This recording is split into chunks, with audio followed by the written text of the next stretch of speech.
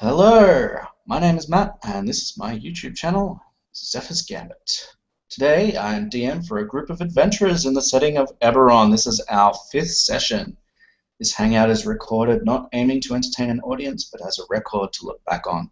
Having said that, hopefully any people watching will still get something out of the experience. We are normal adult people, and we will make mistakes. We will and and stumble over descriptions and decisions, and we will swear. This campaign's story and quests are original content set in the Eberron universe. This is not canon, but tries to remain lore-friendly as much as possible. Having said all that, let's get the game started. We have a volunteer to summarize what happened last time. Go ahead. I'm Chance, most noble and brave of fighters. Contrary to what the Dungeon Master will say, I will not be making any mistakes. For I am a perfect being, an exemplar of truth. But, back to the story at hand. In the previous episode of this fair dungeon-dwelling installments collection series, our loyal group of adventurers had been beset in the streets by a collection of strange armor-suited monstrosities, which we had come into meeting with just prior to the creation of our new super group of adventurers. A collection of Chance, Brug, and their newest companion, Hey You, and a new companion, Zane, who for strange reasons that are unknown is no longer here today. So it will be Chance, Brug, and Hey You for today. Having defeated these strange dancing suits of armor and investigated a daughter of a tavern owner who seemed to be doing dance movements that were quite similar, the heroes had proceeded on to save the town's guardsmen that we had heard were being attacked by strange animated objects like carpets and swords. And in doing so, we managed to save a few, and a few were unfortunate enough to be crushed to pieces beneath an evil carpet of death and destruction. And our own personal quest had to be delayed for the good of the guardsmen. Even if Brug wished us to save the others, we had to save those who were immediately here. But perhaps today, or maybe later, we'll get back to our original quest.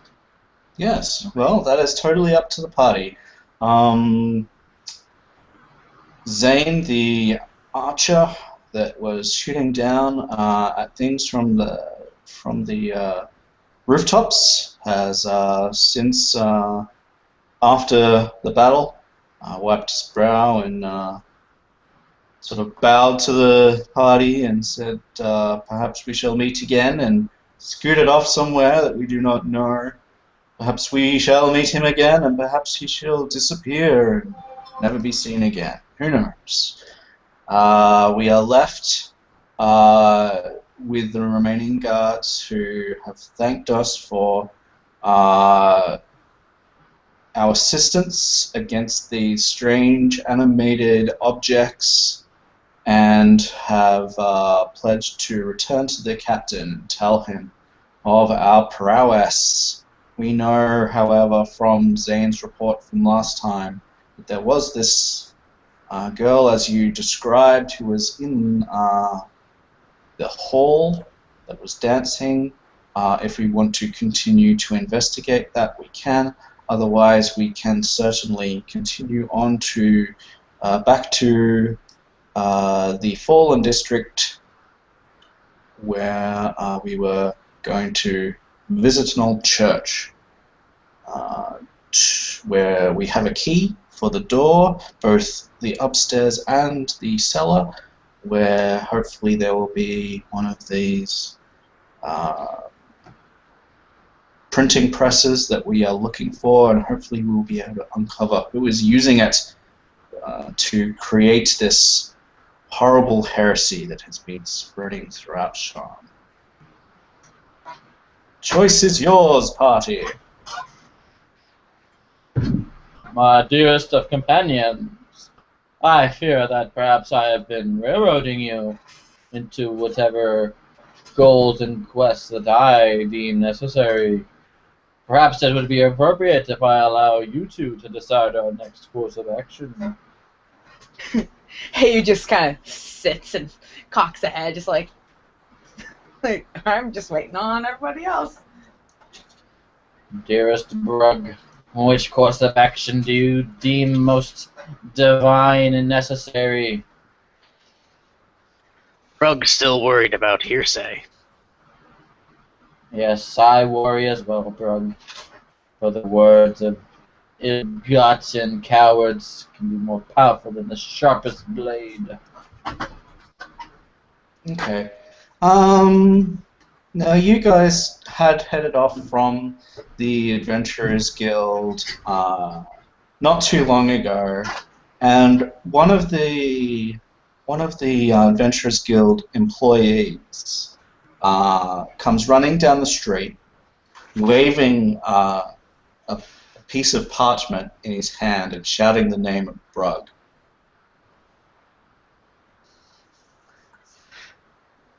Brug will look at him curiously, wondering why this crazed man is yelling at him. Yeah, he comes to a stop and is huffing and puffing and has clearly run all the way from the guild to get to you. And he's sort of like, he's bent over and he's like,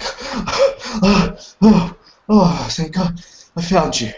Urgent message. And he holds up the sheet for you to take it and read it. Brug will attempt this challenge.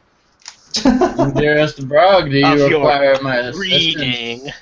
Do you require my assistance in the deciphering of this code? I think he's probably intelligent enough to read, right? That is the word, Yeah. the. Fear not, it is not a very hard word to understand. No. Yeah, so you have a look at this sheet of parchment and you immediately recognize the script, the writing that is on it. This is the writing of Ikemef Degi, your contact from the forests where you came from. And he is writing to you urgently, and he says that you need to be very careful, Brug, because he has word that Wormaj Juamathi, the cultist that you stopped in that you thwarted before you got here into Sharn, is tracking you down and is heading towards Sharn. And he believes that Wormaj is gathering groups of supporters and is going to be spreading his evil, manipulative words amongst the good people of Sharn, and that this would be devastating if they were to join in his cult, as the city of Sharn is a metropolis of people instead of just a tribe, and surely it would bring great woe upon the land if many people joined him in his ravings. Brug's blood will just boil at just the mention of this guy, who has caused Brug no end of trouble and grief. Yes, several of your personal friends succumbed to his honey words back in the day, and they were twisted and corrupted. You eventually did drive him away from the tribe, but it seems that he has come to Sharn, or at least that is what Ikemef believes, and so he is writing to you to implore you to be careful and to tell you that this may be happening. And the man who hands it to you says, "Oh, I hope it's good news, sir." And then he's like turns and walks back towards the guild from whence he came. Fear not, dearest Brug is impervious to bad news. He is a divine being of great authenticity. Surely nobody could ever hold a grudge against you, dearest Brug. Brooks just kind of clenching the paper in his hands, and he crumbles it up and he tosses it aside. Are you alright, dearest Brug? You seem rather irritated. Was it something I said? Brug will just grunt and be like, "No." If you require That's assistance, trouble. if you require assistance, Brug, as I place my hand upon your shoulder, I will lend you my blade and my shield. Brug will nod to this, his face still just a grim demeanor after reading whatever was on that paper. Remember, Brug, when dealing with cowards, beware of their cowardice. It drives them to underhanded tactics, and they will attack you when you least expect it. Alright, so with that out of the way, do you guys have any idea about where you might want to head or what you might want to do? I believe that Brug wished to continue on our previous quest, Which was to go to the church, yes. Alright. I have informed the guards that they must hold out in our absence, that if they were to succumb to cutlery before we return, then there's perhaps nothing we could do to save them. Indeed. Alright, cool. We will transition then over to this old church. Alright. So when you get there, it is an old dilapidated building.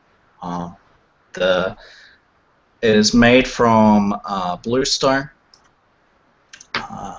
and the tiled sort of roof in the old style. It has several gaping holes in it where the rain and the elements would have gotten in. The door is thick and reinforced with iron and steel, and it has this rather large keyhole, and it has even boards that have been nailed over the door to say that it's being condemned. All of these old churches and buildings that were part of the fall have basically not been in operation since, and this was some time ago, like many years. And you guys would have gotten that idea anyway from the history, the little bit of history that Faella told us. And so it's a simple matter of pulling off the wooden boards and fitting your key, which fits perfectly into the keyhole. It's a little rusted and worn, this lock, but after a simple minute of jiggling and wrestling with the lock, you manage to make it click, and the doors will, it's like a big double doors, they will push inwards into this old church. What you see before you is a very dusty, dirty, long hall, I guess, where an old worn rug, the size is really huge underneath all of the pews. It's been eaten away by rats and mice, and You can see sconces on the walls that contain both water that you think once long ago might have been blessed. You also see sconces of torches that have long ago burnt out. They're nothing more than crusts now. And there's like branches lying on the ground, perhaps from the higher up districts that have sort of floated on the winds down here through these holes in the wall, in the roof. They're all old and cobwebby. There's an old altar made of stone, nothing exorbitant at all. It's all very standard altar. And there's an old brazier upon the altar where the fire would be lit, the flame would be lit. These were all once long ago tended to by the silver flame, but obviously it's long ago died out. The ashes are in the brazier. Is there anything that you guys want to check out while you're in here? There are several doors off to the side, and you will see I believe you have not updated the map yet. that's because the upper room doesn't really have a map. I've got one for the lower room. Oh, alrighty then.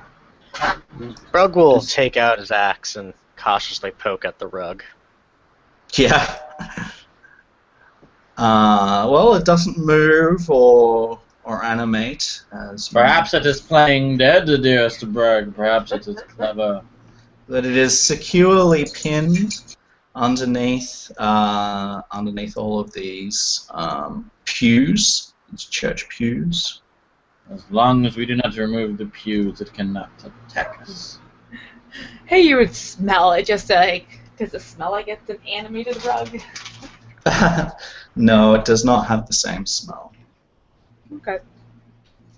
She just kind of continues sniffing about the place. Not really sure what she's looking for, but just taking in all the smells.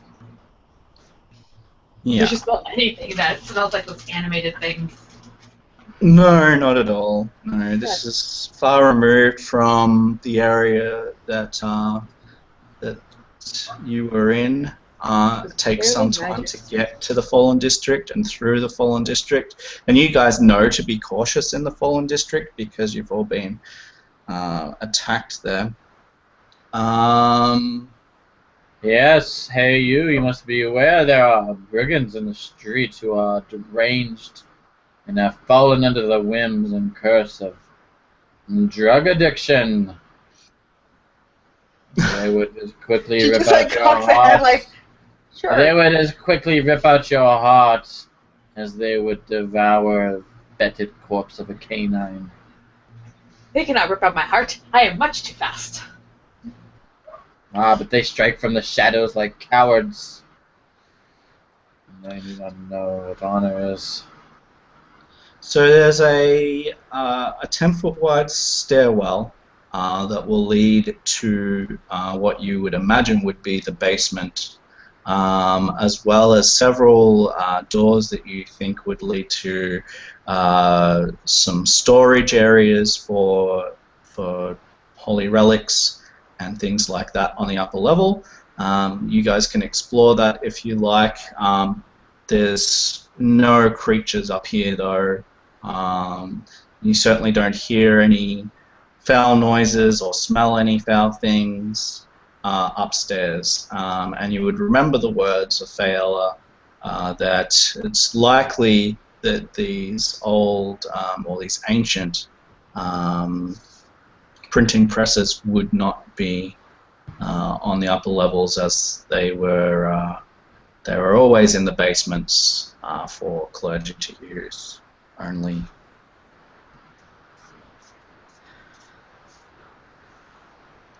Alrighty then. So did you just want to head downstairs? You don't want to look at anything upstairs?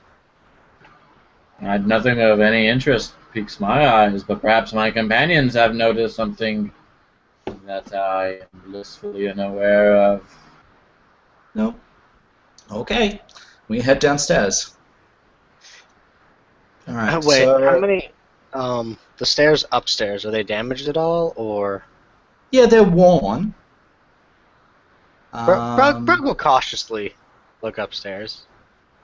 Oh, sorry. There's a stairwell down, not a stairwell up. Okay. We're at the top floor. The danger is at the bottom. And you said there's several doors in here? Yeah. I think Brug thinks may as well check. Don't want people hiding behind the doors. Brug will, Yeah, Brug will check. Brug will go to the nearest door. Yeah, he'll check that out, and he'll open it up, sort of like worn against the jar of the door. So it takes a bit of a shove, but Brug's easily strong enough to shove it in. And what he sees before him is a similar room to what you saw in the basement, actually, of the Blackstone Church, which had the 4 bookshelves that weren't bookshelves. They were holding other goods. It's very similar to that. There's like old alchemical reagents that are like very clearly out of date, moldy even, pretty smelly, very dusty in here. You can see crates of platters and goblets and things that you think might have been used for communions and stuff like that. Yeah, so very standard church-going fare in here.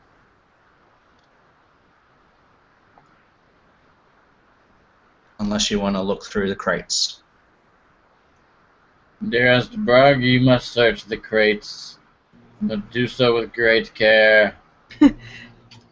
Brug will take his axe and Jimmy open a quote-unquote Jimmy open a crate. Yeah, Be all my right. curiosity. Open the crates. Sure. Crates don't so- seem like they belong in a church, or at least they being more of like a storage area. Maybe there's food.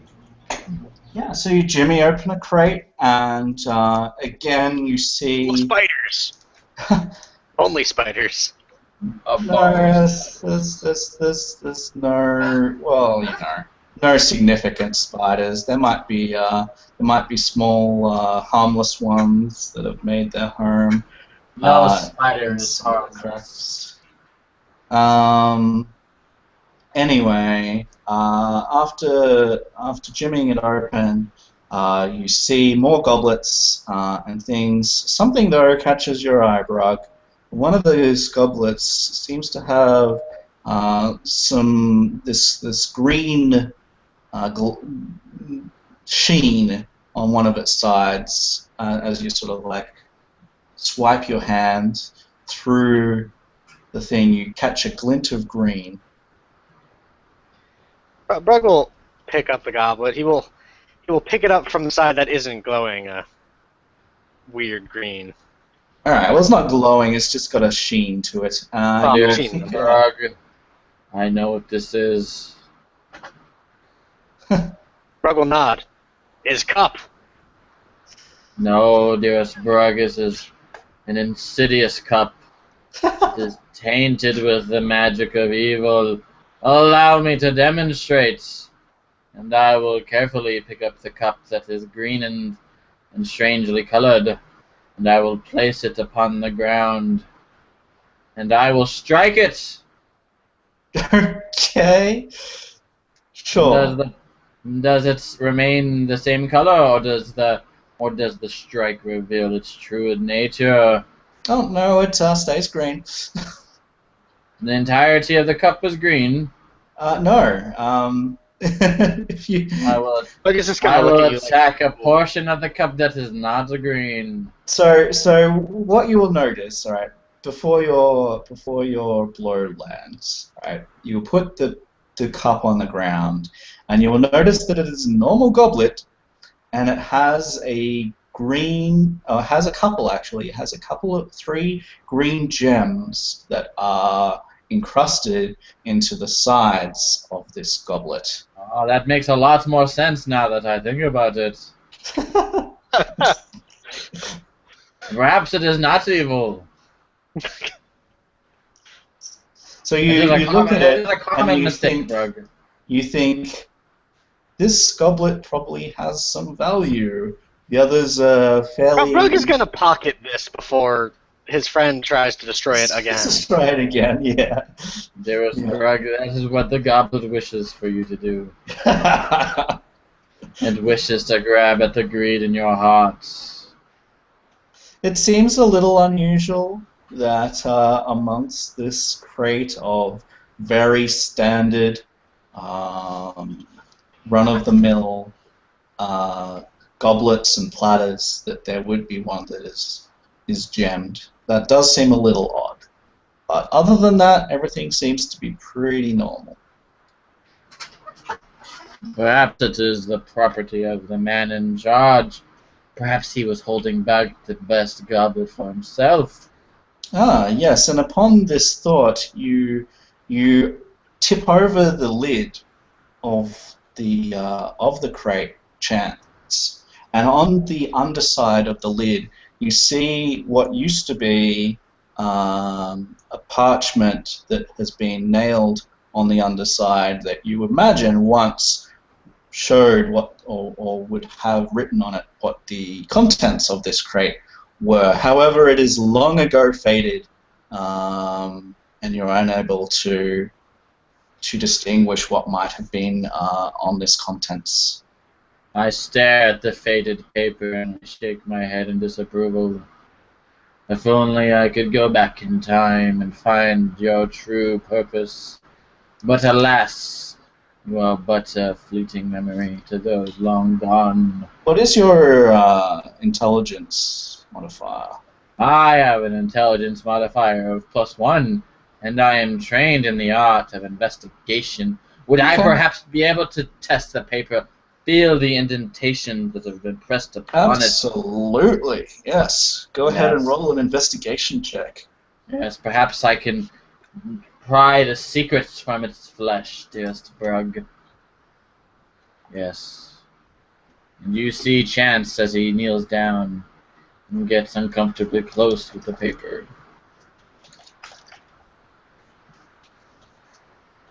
And that is a 13. All right. So you would definitely feel some indents, and you think that if you were to pour a little bit of ink on the underside of the paper, not on the proper side, because you think it would cover it up completely. But if you were to pour the ink on the other side of the paper and then let it dry for a second, and then turn it back over, that you might be able to read the letters that the old paper Yes. has on it. Dearest Brug, with just the briefest use of science, I can create words upon this paper using only the force of gravity itself. Brug will just Magic. look at you very confused as all It of he's trying to is process a all of. magic. It is a magic trick, dearest Brug. But it is Brug the will shrug magic. as if you saying It is magic the magic explains of. everything. It is the magic of science. This ink will be afraid to go certain directions, and it will spell out the words I need. I will show you, dearest Brug. And Chance will fish through his bag, and he will find some of his lantern oil. And he will use it.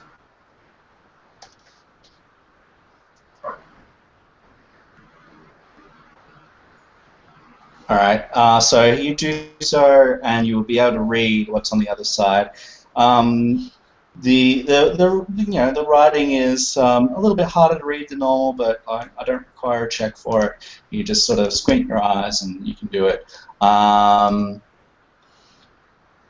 And what you read is the number of platters and normal goblets, and you shrug this off. And at the very bottom of the list, you see special order,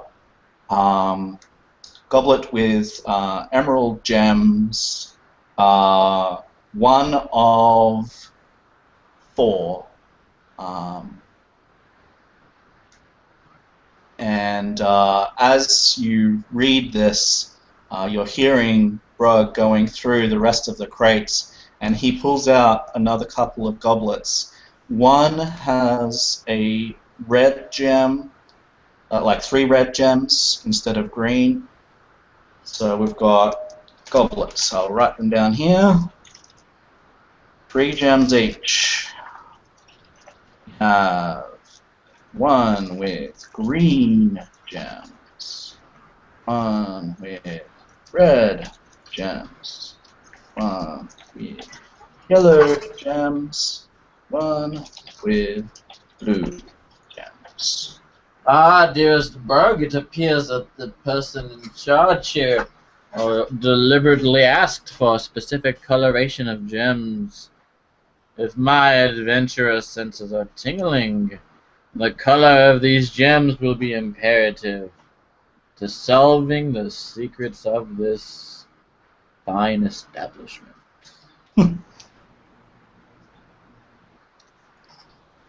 Or Yes. he simply liked the variety. Yeah, it just could kinda- be.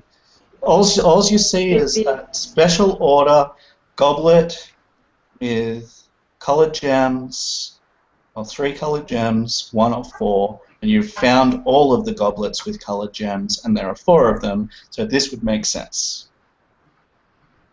Aha, it appears that we are ready. Let us continue onward, dearest Brug, and Miss you, are you ready as well?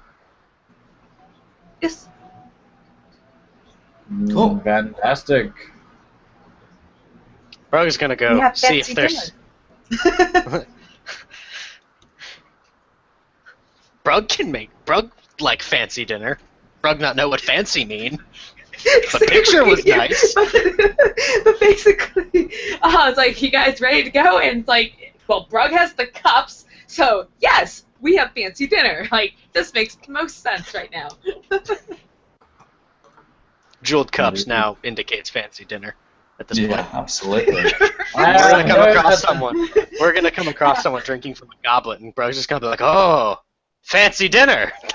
Dearest I'm like, what Brug, the fuck? the fancier the goblet, the more I don't delicious think the he and Brug are beverage.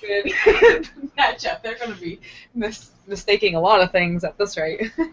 Brug's gonna go to the next couple doors, just see are there more crates or more stuff. This is Um, awesome. I could have a whole dinner set. Other shinies? What? Candlesticks? You go through the rest of the rooms, and most of them have, just dilapidated into ruins. There's holes in their roofs. It's let the weather in. There's like pools of fetid old dirty water on the ground. Things like that. However, I will get if you're looking around for something different, which it sounds like you are. Brug will look for something out of place. I mean, yeah, so you can roll for that. Especially since this is a place, supposedly containing ridiculous heresy. Yes. Yes. Brug does poorly. Yes. The heresy of the mismatched goblets. That is a 16 in great. my search. As I Excellent. searched in every place that he failed to search. Yes. Hold All on. right.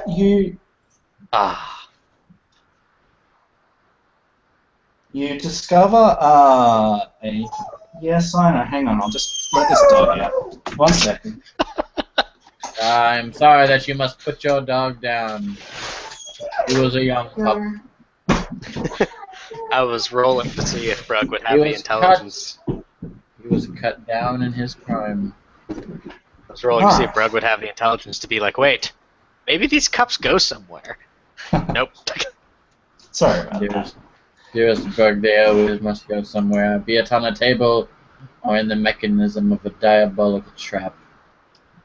The mechanism of the diabolical trap. Sounds like a bit of a rap. Anyway, Oh god. Sudden D&D rapping. That'd be my nightmare.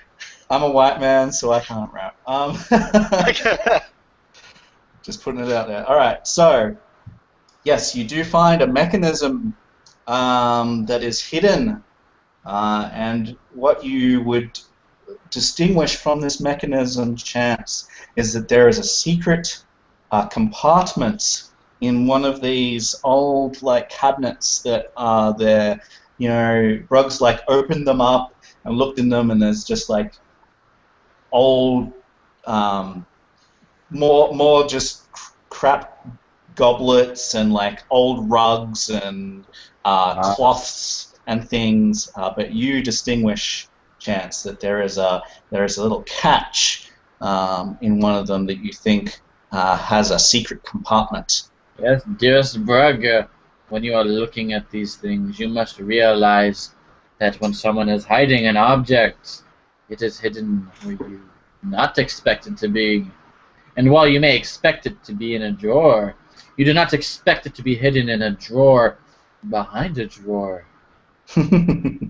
As I expertly reach for it, searching, verifying that it is safe to pry from the darkness. All right.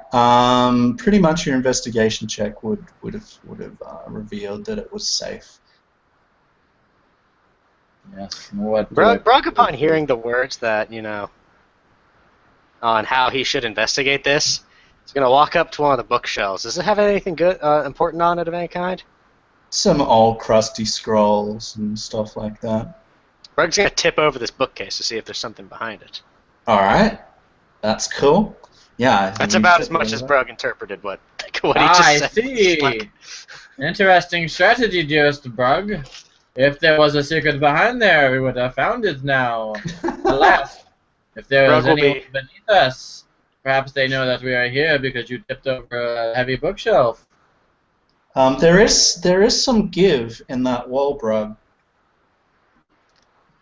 Brug will be suddenly very excited and will push at it.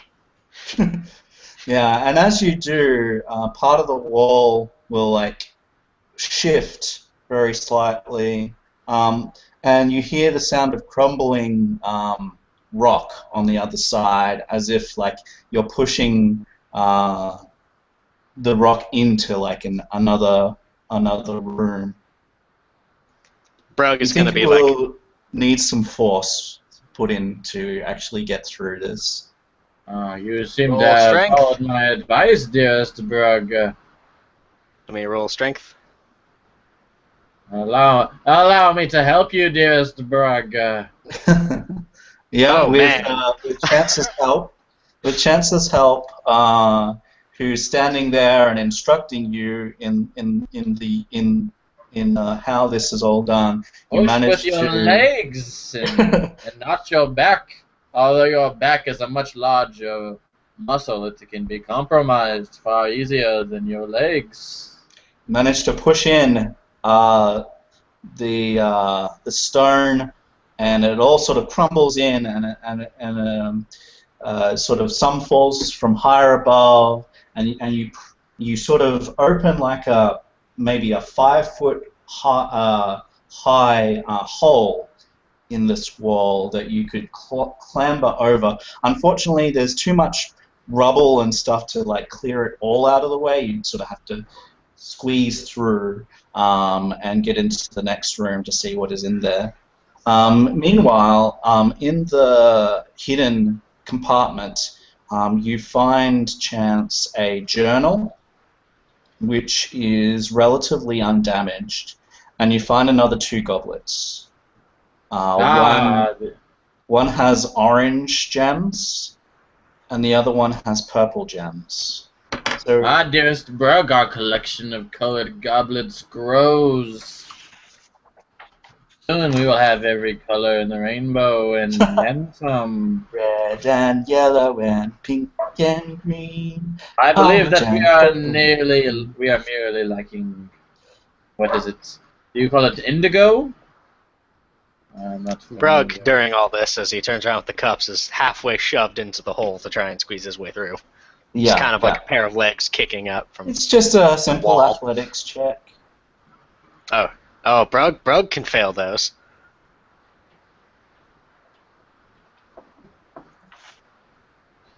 Oh yeah, you easily scramble through and come out the other side. You put your hands down onto the ground, and it's a little mushy, but other than that, it's fine. You pull yourself into this other room, and you're an orc or half orc, so you can see. It's dark in here, but you can see black and white. And what you see is what looks to be some sort of ritual chamber that has been like walled off and then hidden by um, by the bookshelf that you toppled over. There's a an altar down here. Although to your eyes, it probably more looks like a glorified table, but it is definitely stone, and you can see that it had, this has been used, not recently at all, but once upon a time it was used, and you can see that there are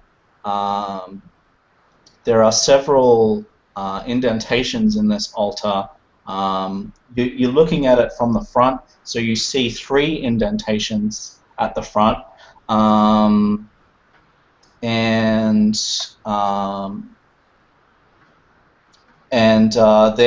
they're roughly the shape of a goblet that you've picked up.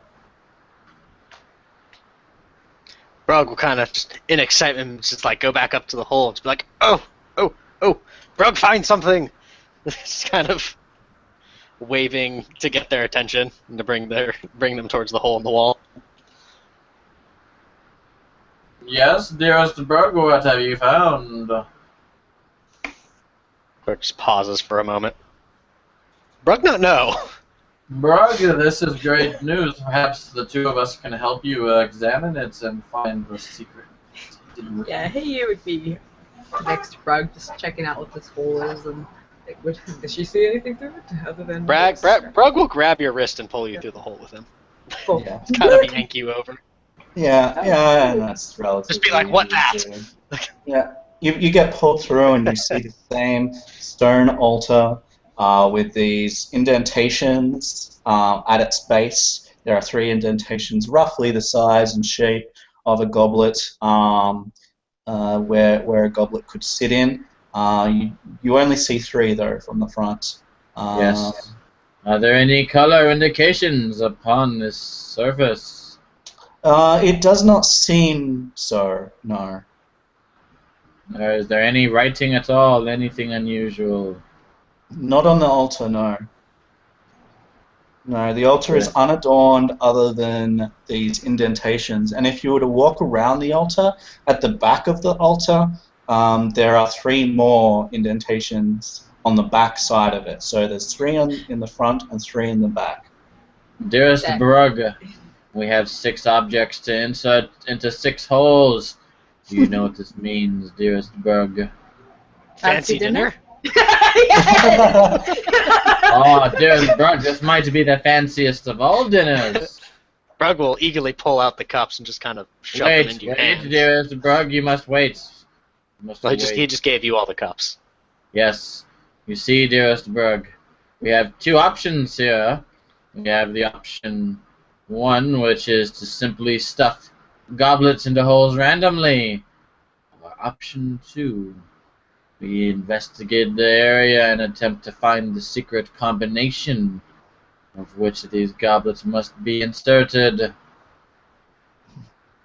Or option 3, we can examine these goblets and attempt to find a pattern in their coloration. Yes.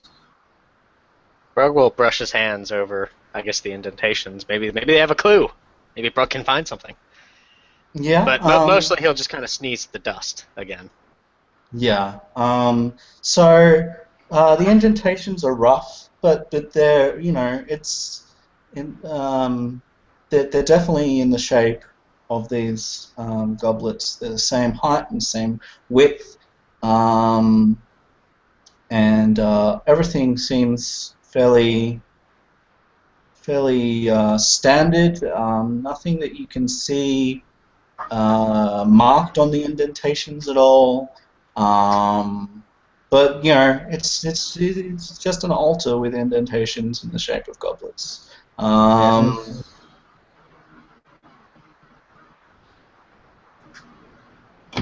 Alright, I know what must be done here. I think for the briefest of moments, thinking over my childhood days, playing out in the rain, as I think, what's the color order of the rainbow itself? Yes, perhaps that will teach us the way to go. Perhaps if we reenact the rainbow on the front side and extend it to the back side, perhaps that will expand and solve the secrets of the goblets. We will create the rainbow. We will create a rainbow It's like, on the front side. I believe it is only prudent that we insert the red, the orange, and the yellow goblets. Red, orange, and yellow. Yes. Okay, from left to right, I'm guessing. Yes. Orange, And then yellow. yes, So and then on which the back, one's red, orange, yellow? Yeah. Okay. yes, red, orange, yellow, and then on the back we will go and insert green, blue, and purple. Left to right, green, blue, and purple. Does that do anything? Red, orange, yellow. Yes, it will. I've used So the power I need of the you. rainbow. I need you to make a dexterity saving throw, please. Sure. It appears that I have succeeded so thoroughly that I am being attacked. Just him? Just him, as he Cool, is the Brad, one just that's gonna interacting continue with. sitting. So the red, orange, yellow didn't do anything when you put them in. When you went around to the other side and went green, blue, purple, it is doing something. So it's a dexterity saving throw. What's happening is there's this purple mist that's coming out. Actually, it probably isn't. Yeah, anyway, dexterity is fine. Oh, that's a critical fail. Okay, so this purple mist bursts out. And you go to jump out of the way, and you fall flat on your face, and it sort of completely just pours over you, and then it hardens. hey, you can't react because she's kind of right now in the this is my boss person, so it's like if she saw him fall flat and this purple Yes, thing but coming at him, dear she'd be Dungeon trying to grab Master- him and pull him out of the way real quick. But dearest Dungeon Master, I have something I must tell you. Sure. It's a That 22. failing, no, that failing was part of the plan. As I will use my final luck dice, and I will show you my true plan. Which is not any better at Alright. all. Yeah. So the purple mist comes out, and it starts to solidify in a cube of sorts, the same size as the altar, and it's like it's not like hard like stone. It's like it's like jelly. It's starting to form like jelly over him. And you said that when you saw this, you're going to try and pull him out, right? Hey, you? Is that what you said? Hey, you is regretting her life choices, yes. All right, so you try and pull him out. So that will be an athletics check. Oh, hi. Let's go, hi. Let's go. I hope that you are a powerful individual. Let's see. Okay. 15. So what you manage to do is you manage to grab his body and pull him far enough out that his head is outside of the area, but the rest of his body is inside of the area. So it solidifies around him in this jelly-like substance. His body is still inside of it, but his head is free, so he can breathe. If you hadn't have done that, he wouldn't be able to breathe because his head would be inside. I think she'd kind of paw. Fantastic! I have been saved by the noble lady. So all that everyone's seeing, right, is he's kind of in the middle. You know how when you put fruit in jelly when it's nearly set, and it kind of like drops to about halfway through the jelly, and then it sort of sets there. That's what it looks like. He's kind of in the middle of this jelly. And his head is out, and he like turns to you and he says, "Oh yes, I am safe." It appears that the answer was not the rainbow. Who would have thought that such a thing? Oh. He just got poking at this jelly. Like, can she grab it? Like, if she touches it, what happens? It wobbles, just like jelly does. Can she grab at it? Can she smell it? Like, what does it smell like? Does it pull apart easily? So when you try to like pierce through with your fingers, it more acts like rubber, so you can't like grab it like you would with jelly. It sort of wobbles like jelly, but the substance is more like rubber, and it'll you can't grab it. Okay. Does it have a smell to it, or? It smells old, and it smells.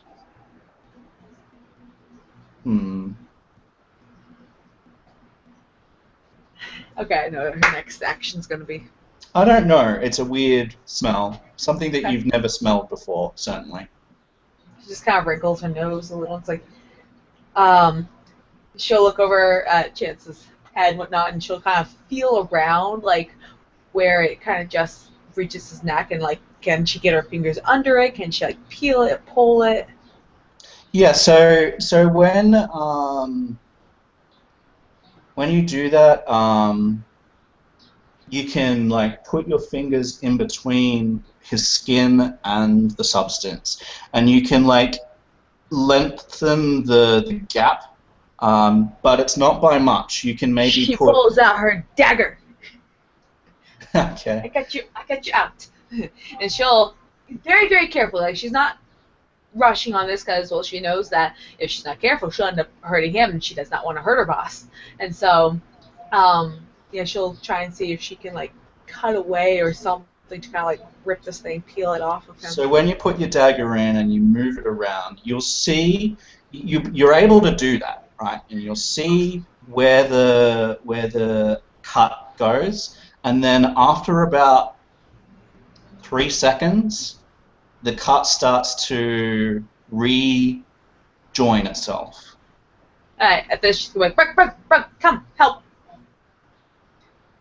And she'll instruct him, like, okay, hand here, and she'll, like, kind of help fish his hand between the rubber stuff and Chance. And she'll then put her hand kind of, like, below, so that way when she cuts between her hand and Brug's hand, Brug can pull his side, and she can pull her side, and just kind of keep peeling it away. Okay. And she'll also be like, when arm free, bring arm out, Chance. And she instructs her boss. So Okay. that is the idea. They'll try and peel this thing apart. Sweet. Sounds cool. All right, you can try that.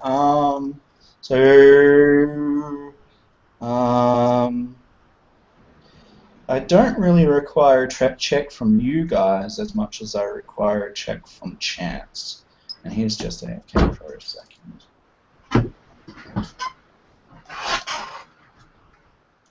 I have returned. Welcome back. So your friends are trying to free you from this thing. Yes. Have they failed miserably, or do they not know how? No. I'm going to require a check from you as they're doing this. They will be successful in a moment, but because you are inside this thing, I require...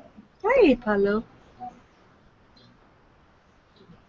I will defeat this one. Alright, so... takes... Okay. I need you to make another dex save for me, please. Alrighty then, I will escape. Fear not, I will vanquish this cube of purpleality. Purpleality. Okay, you fail again. You take...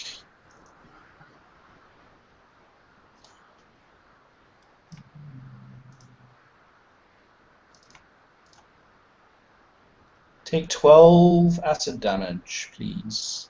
Unhand me, foul beasts! So Burns! as you guys are cutting him out, you manage to cut him out, but as you pull him out, you notice that there's a burning smell of the smell of skin burning, and he sort of screams a little, and you pull him out, and he has some minor acid burns on his skin as you pull him out and save him from this thing. Hey, it's like, you hurt. I am most definitely hurt, but it is a price to pay in the pursuit of justice. I have learned the error of my ways, though. Alright. It appears that I have simply input the goblets in the wrong order. Yes. What order have they beaten? It appears. Now I must ask, dearest Dungeon Master. Sure. Did this all happen at the exact moment I inserted the last goblets? Yes. As soon as you put the green one in and then the blue one in, and nothing happened then. But as soon as you put the purple one in, this the purple mist came out and trapped you inside of its solidifying. Dearest companions, I know what I have done wrong. I have merely read the rainbow incorrectly. You see, on the opposite side, I should have inserted the colors in an inverse order, you see. Instead of going, I believe it was green, blue, purple. Is that what I did on the last side? You did green. You did red, orange, yellow on the front, and green, blue, purple on the back. Yes. You see, it was a common mistake. On the opposite side, it should have in fact been purple, blue, green. Okay. But Well, before at the moment. But before I dare even touch that, I will use the second wind and attempt to not die. That's probably a good plan. At the moment, the substance is still there in a blob, and you guys will see that as you pulled him out and you've made sure that he was okay, and as he sort of regained some of his composure, you see that the gap that he was in, the space that he was in, is filling up, just as it did when you cut away some of the thing. And it's sort of filling up, and then it's sort of a complete mass. And it is covering the space that you would need to be in to retrieve the goblets and try again. Evil purple objects, vacate the premises immediately. Hey, it's just like, if we could probably stand on it. It's tough.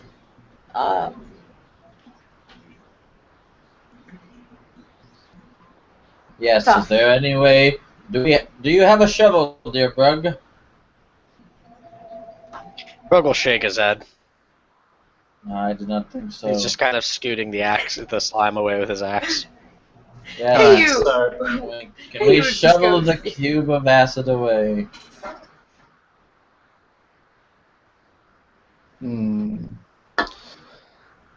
upon this, and upon recovering your health chance, something occurs to you. When you pulled the last 2 goblets out of the secret hatch, what else was there? Ah, of course. Now you see, Chance, in life, sometimes there are instruction manuals. And I will show you a secret. Behind these goblets that I had retrieved, there was also a book.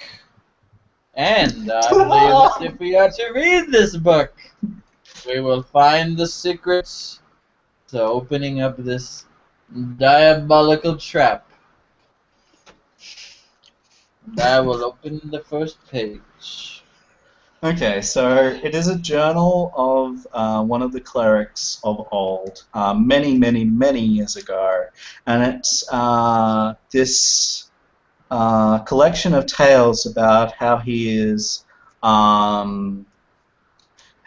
discovered a single amulet, a single what am I calling them again?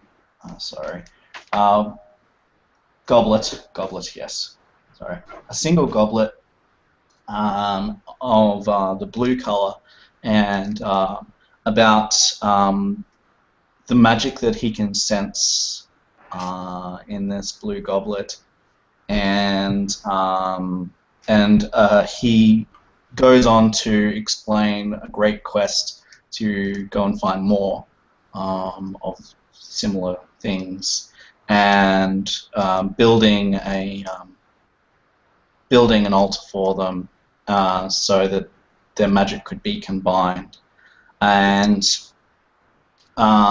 he details that anyone that this magic should not be accessible to just anyone, and he has put a trap in to ensure that the item that he has placed within this protection would not fall into the wrong hands. He says that there is a secret that if ever the purple amulet or goblet was placed in the series, and all of the rest of the goblets were placed in the series, that it would trigger an ongoing trap of this solidifying cube of mass that can only be vanquished with holy water. If holy water was to be poured upon it, that it would simply melt and be no more, and that whenever a purple goblet was placed in the series, and the rest of the goblets were placed in the series, that indeed it would cause another one to appear. And he says the trick is that you are to place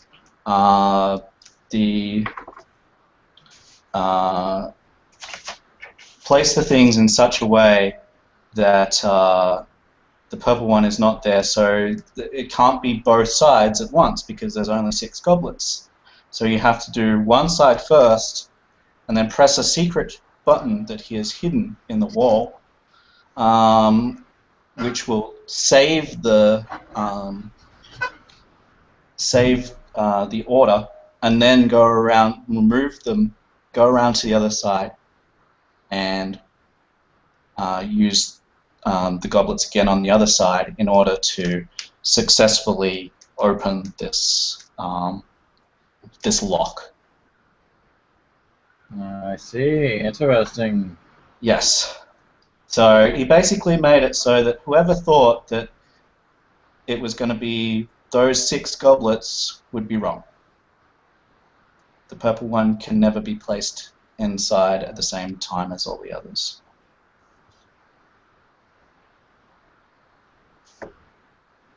trying to think about this. So, pretty much, he's written the solution in here because, you know, he's an idiot. So you can just follow his instructions. I would love to follow his instructions step by step. Sure. So, But where is the secret button? well, there's a very simple diagram that maps out the room, maps out where the entrance would have been that you guys crawled through, and it shows a two-stage mechanism. So the first stage is on the left side, and the second stage is on the right side of the room. There's like a circle that's of a holy symbol that's drawn on the wall on both sides, and the holy symbols has like this wavy pattern that goes to its center, and in the center is another smaller circle, and inside of that circle there's a button. So you would have pressed the left button first and then go over and press the right button, and that will save the series of colors that you have.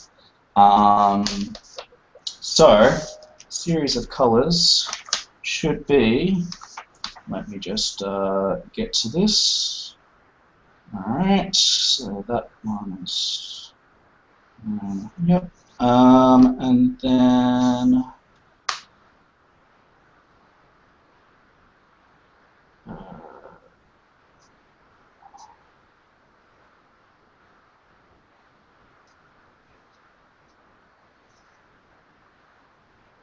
yep, so you have to put in yellow, green, and red, and then press the save, and then go blue, green, and yellow, and that will open the lock.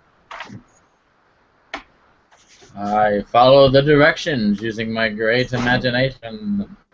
I'm a bit sad that it is not a rainbow, but perhaps it is something just as magnificent. Yes. So you press, so it triggers, and you hear a click, and the top of the altar like shifts, and you hear the rumbling of stone as it sort of rolls off the top, and you sort of jump out of the way because the stone just falls to the ground when it rolls off, and you see inside a glowing orb. It's a sphere, and it is glowing. What color is it glowing?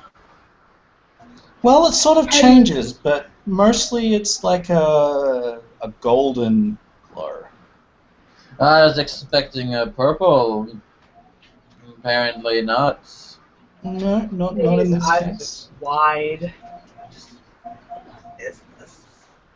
This is a powerful and very important artifact.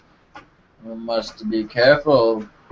As she like slowly starts reaching out towards it. Oh, careful. Wait. I must touch it first. I'm the one who has freed it from its prison. It will accept me first. Dear artifact, what is your purpose? Speak to me.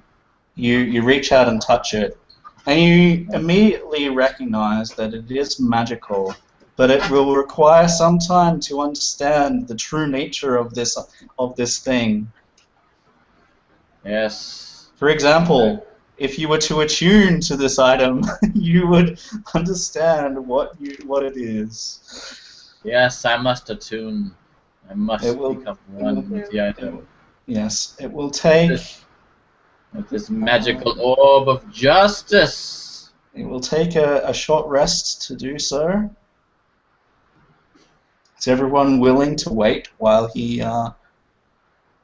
Hey, we'll do whatever Chance wants to do. She will stand guard. Brug will have an interest in this, but after a few minutes, he'll kind of be like, Nothing's happening. And he'll Well, go. He'll look something around. does happen.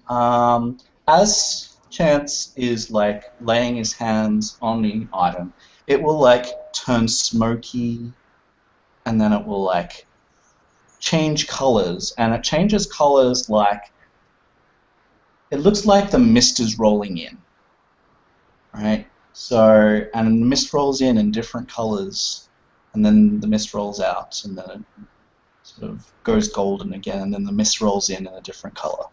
So it sort of goes misty and cloudy, and changes colors as you watch it. Speak to me, dearest goblet. What is your purpose?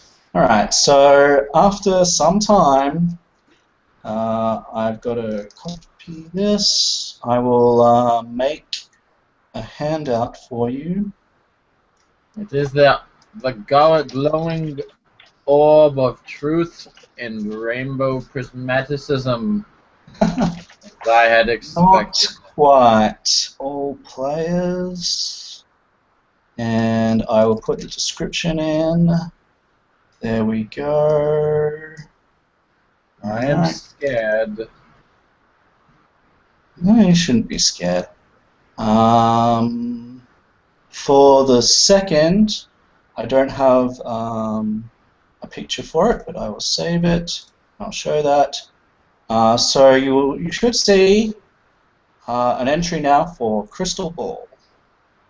I see your powerful artifact, yes. I can see. Oh, dearest Brug. Oh, that is what you are thinking. Oh, naughty, dearest Brug. Alright, so everything that you can do with this crystal ball is detailed within. So you guys can look at that at any time, and I'll fix a picture to it at another time. But that's what you've got. Yes, dearest Brug, this crystal ball, it allows me to peer into your mind, detect your deepest, darkest thoughts. I know of all the animals you have bedded, and I know of all the men you have slain. You're an interesting fellow. So this one,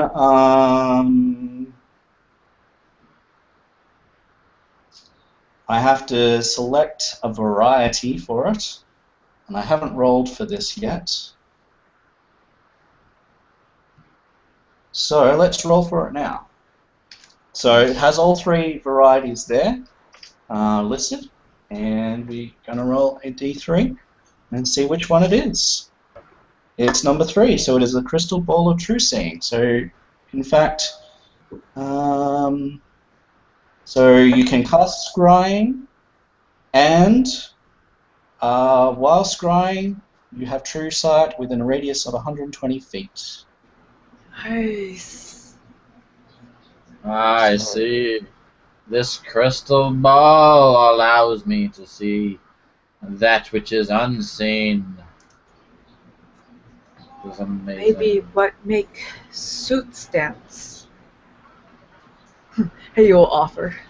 So I'll take away the telepathy and the other one, and I'll put them down here, because those are the varieties. The following crystal ball is of true seeing. Is very item. There we go. So yeah, you've got that there. I'll format that as we go. Yes, that is what you have discovered. Well done. Yes, it only took a mere 2 attempts to correctly figure out the solution. Read the book. Without reading. And no one died. Surprisingly, if you were to read it. Amazing.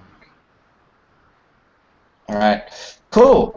So that being done, you think you have explored thoroughly now the upstairs of the church? Go downstairs? That seems prudent. Yes. Alright, so we head downstairs. And I have you down there already. What you see is obviously at the bottom of the stairs there is a double door that leads into the next area. I will start to reveal more of that to you. Are you just going in? Is there anything you want to do before we head inside? Dearest Greg, we must get our battle formation ready. You must stand at my side so that we may charge forward. Brug is gonna enter cautiously. And apparently my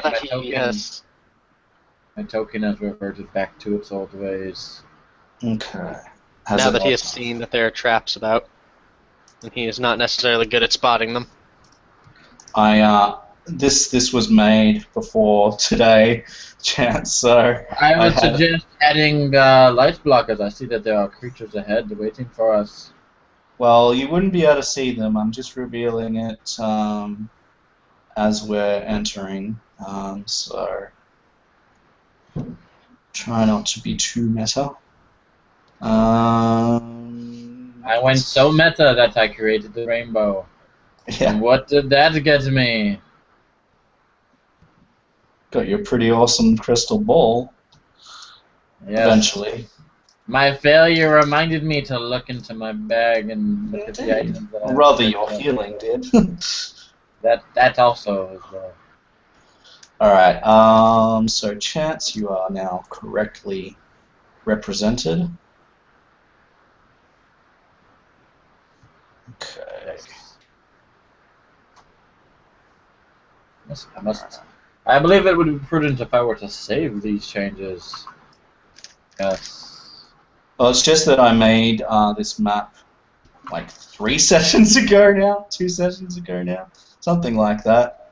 So I had you already here for ready for when we did get here. Also, just trying to. Why is that not working? I need to grab Heiyu's wolf in case she changes, which I imagine. Do not worry, Dungeon Master. She will change into a creature you do not have every single session. I feel like being a bird this time. She will be a mighty ostrich. That will be her response. That will be her response to saying no. You will say that she cannot pick a flying creature, and she will say, "Well, I will pick a bird that cannot fly." Fly? Yeah, an axebeak or something. Penguin the mighty axebeak. The devourer of chaos. Champion. Great owls. Marcus. Copy. An owlbear. No, that would be bad. Ah, delicious owlbear. The most adorable of murderers. He hoots. But this is only because he is hungry. I, for some reason, can't bring your wolf over. I don't know what's going on here. I see a wall. A mighty wolf is standing before us. Really? It stares across at me, knowing it's just to the right in the shadows, in the dark. I see it clear as day in the center of the map. Why are you doing that? I'm just gonna reload roll 20. It's there. It's there too. It's in both places. It is everywhere. There are 2 mighty wolves. There's everywhere. Hey, you has multiplied. Apparently. There are 2 doppelgangers in the original, but how can we tell them apart? Okay. That's not right. Owlbears for days. Sorry, I'm just reloading. Yes, we will get this right yet at some point. Good old technology, when it works, it's great. Alright, so anyway, I still Cannot see it. Can you control it, Mary? Yeah? Mary has gained control of the evil wolf. Well, I guess I'll just not see it. Alright, so what you see when you enter in are printing presses to the left and right that look strangely like tables on this map, but they are printing presses. And you can see that they have recently been in use. You can hear some talking coming from north of you in the room down yonder. It is dark completely, except for a very low light glow coming from the next room. And you can hear something speaking. And if you would like, let's see if they notice you come in. Do you wish for us to roll a stealth check? I am highly proficient in the art of stealth. Yeah, it's just that there is a door there and you guys have opened it, so... I will open it as stealthily as possible. Sure, and if hey, you would make a stealth roll as well. I will smother the hinges so that they dare not speak out against us. Sorry, they just give me an image of like Chance just like hand Rogue around does like as though trying to surprisingly well. cover a mouth on the door. And just... Shh. Go to sleep, hinges. Oh, weapon! He is very stealthy. Okay. And my stealth is a 17. Alright. Let's see here. Perhaps you will be sacrificed and we will be able to avenge you, hey you. It would be glorious. Oh no. Oh yes. So, as Hey You is making her way up to the north, she is definitely spotted by one of the creatures that will reveal itself now. Farewell, rest in pepperoni. Your sacrifice will always be remembered. Okay. Ta-da! Alright. Is a glowing orb of light that spots you, and it will I shall try to get it. it will immediately whiz around in a circle around these things, these enemies, and zoom down in your direction. However, it's only got, so let's see, let's do this correctly so that we're not cheating. It was here, so we need to go, hang on, how do I do this? Someone showed me how to do this. I can't remember, so it'd be 5. Alright, yeah, so it'll get to about here. Alright. And, okay, so you hear some moans and groans, and you hear some voices raised in the back of the room. And, Brooke, did you enter the room?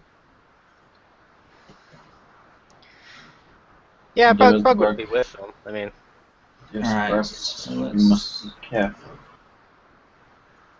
yeah, you would recognize Wurmaj at the back. Your dastardly Have the two of us been enemy. detected? Hey? Have the two of us been detected, or is it merely our companion? It is merely your companion right at this second. I'm about to enter us into initiatives, but for the moment, Brug, you recognise Wurmaj. 1 second here, while I'm reading this. The cultist that you have a warning about, he is at the back, and he will say, "I will let you deal with these," and then he'll make his escape before the encounter begins, but you will know that it's him. And you hear the groans and moans of these things, and you hear the curse of some what sounds to be maybe Elvish, or something like Elvish. Does anyone have? I'm just like looking here. I think it's deep speech or. I most certainly do not.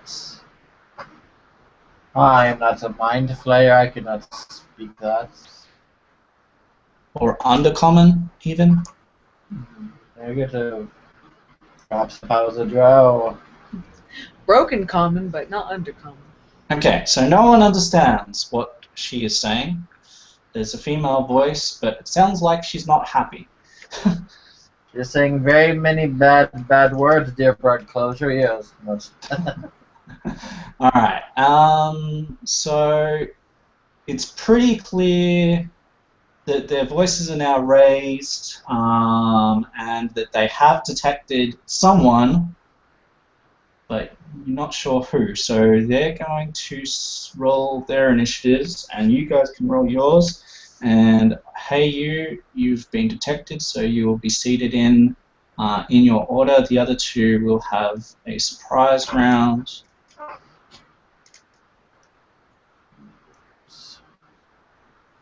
I will pass this initiative check with great ease. Aha! As I had declared, I am first. No hope for these creatures. Did your creatures both legitimately get 0? No, I'm just adding turns. I can't roll for them. This is a very easy macro. Yes, well, you know, I'm not there yet. So, first of all, we have this one. That. We have the same thing again. Down here. Okay. These ones have -2.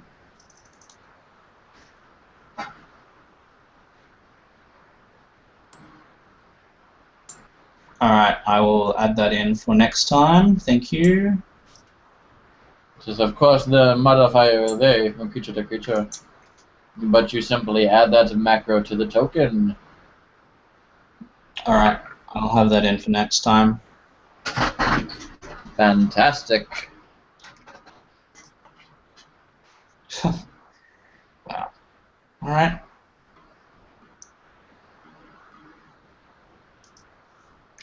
And now to order all of that. Descending. Okay. So, a very nasty, strong-looking, undead, foul creature lurches forward from behind the altar that is crudely placed at the back of the room, and he has 30 feet of movement, so that's 10, 20, 30. He will stand, he will move twice.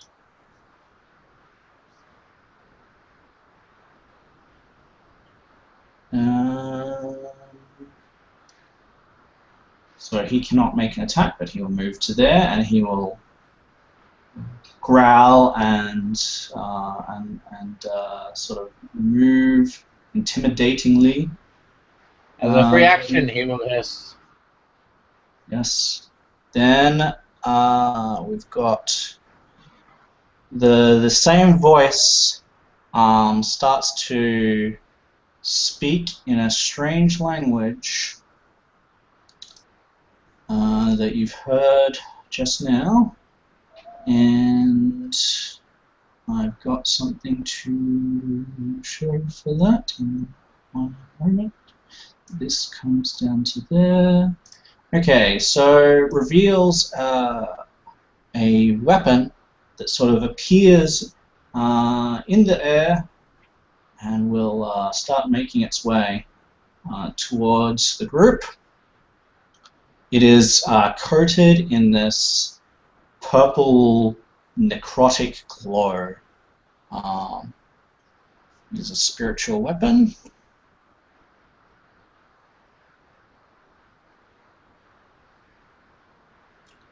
Then we've got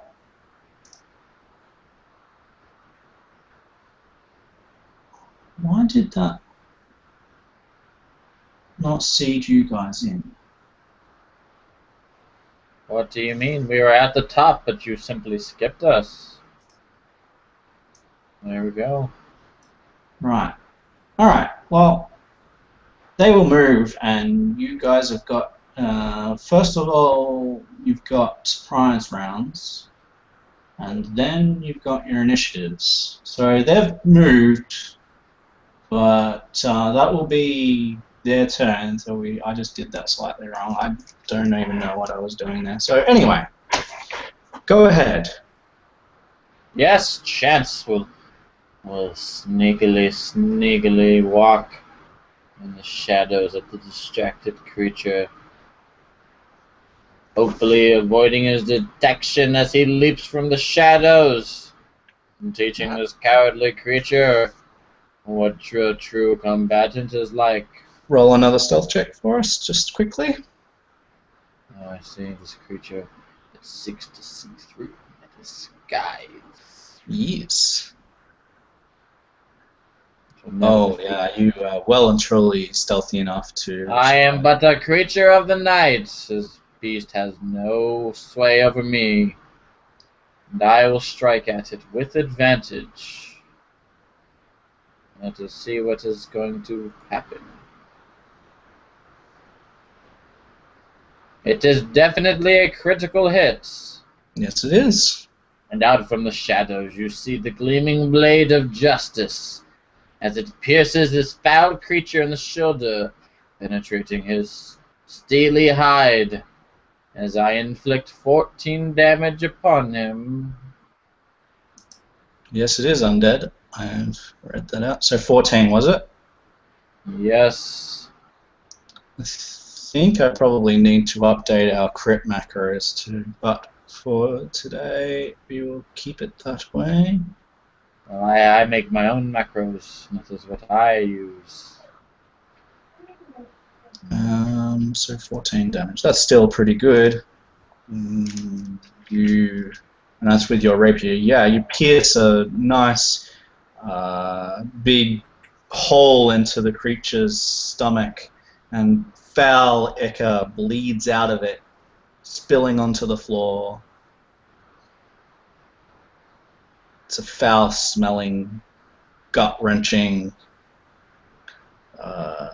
ichor, but you manage to keep your lunch, and you know this to be a foul creature risen from the grave,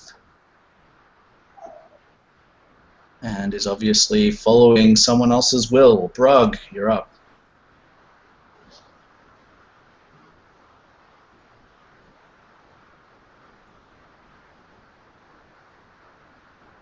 Brug will move in. He is already quite angry about having just seen someone from his past, someone he cares very little for. Indeed.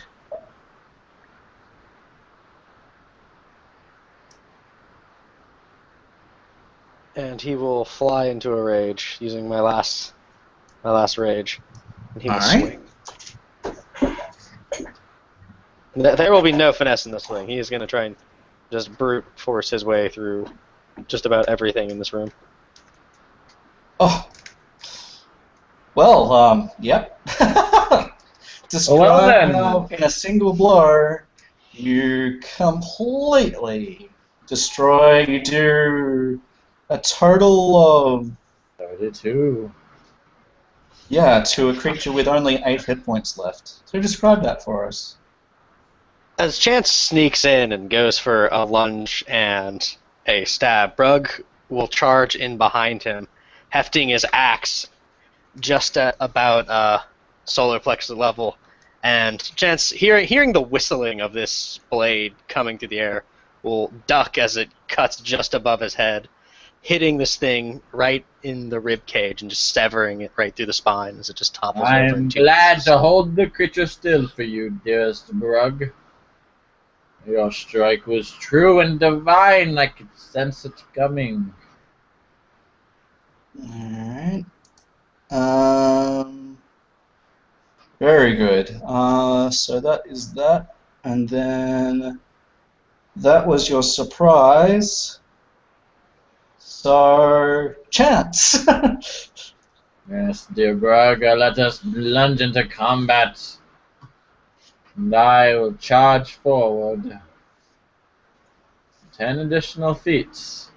And I will stab at this cruel and wicked sword. Yes, I'll have to bring up the spell for that. As I land another critical hit. Well, you've got DM's luck apparently today. Yes. I don't know about DM's luck. Normally, when you do something, you roll low. Alas, my critical strike was but a pommel strike, and although I struck it true, I struck it at a fairly inconsequential part of the sword, as I broke off part of the handle grip, which an evil sword does not need. I just need to find what happens when you attack a spiritual weapon.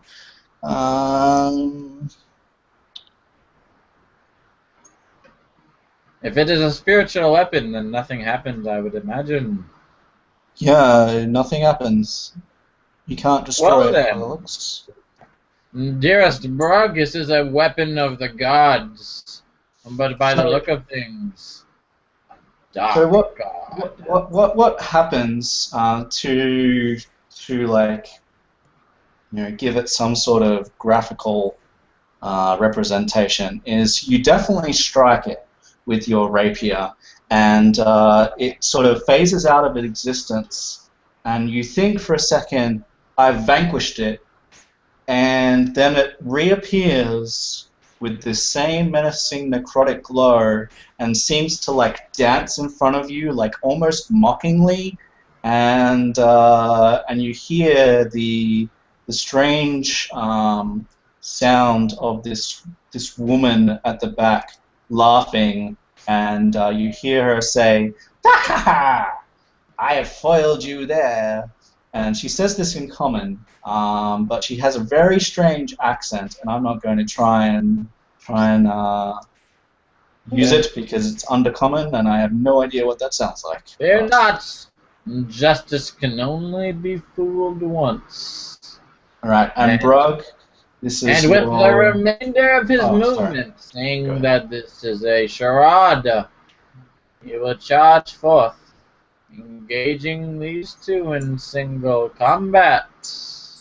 Very good. All right, lovely, Brug. This is your out of surprise round.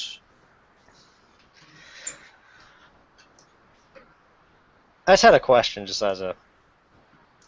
Yes. That weapon, is that like an enchanted weapon, or is that just like a summoned weapon? It's a spell.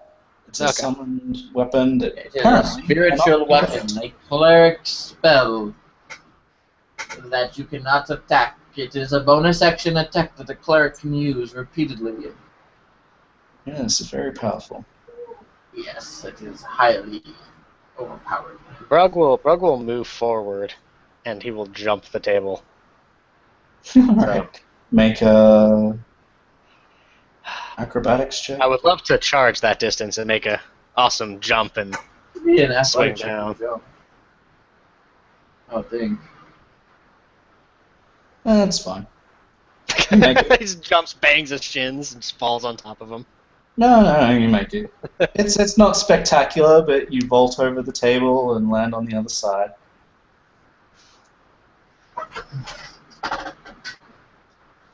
Alrighty then, is that all our dearest Brug will do?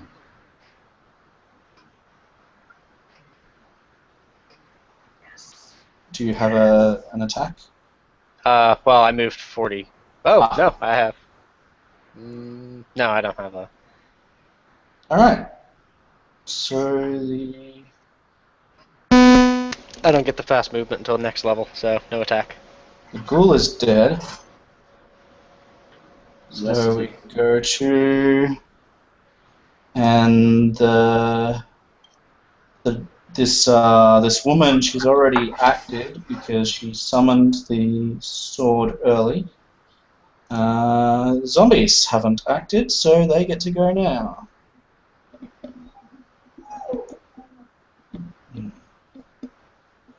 Okay, let's see. So, one zombie's there, so this one will come in to here. This one will come into there. That will do.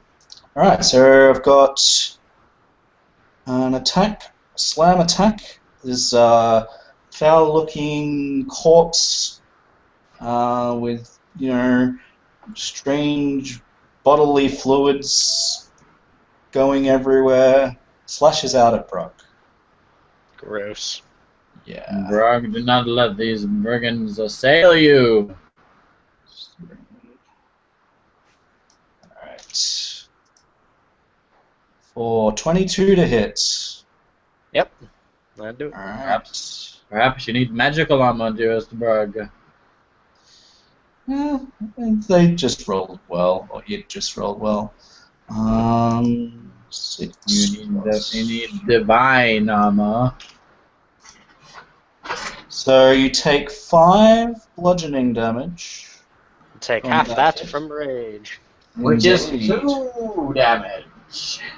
Alright, and then that one attacks Chance We'll attempt to particularly not. with a 20 to hit. Well, as he is, My boss! as he is about to land his mighty blow, Chance will parry the strike, and he will add a d8 to his armor class.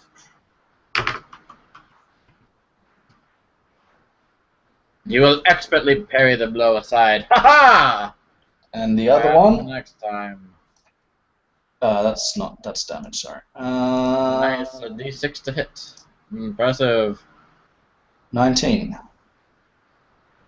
I believe the parry is in 1 hit, I believe. So I think it is. I believe that will count as a hit. Alright, so it'll do 3. That damage that I rolled will count, so 3 damage bludgeoning to you. And Pesky. You pesky, pesky creature. Okay, Whisper's next. And what it's going to do is disengage. Fly down here. Zoop. Makes a strange, weird, floaty sound. Zoop. Kind of, yeah, and sort of it flickers out of existence and then like flickers in and appears next to Hey You.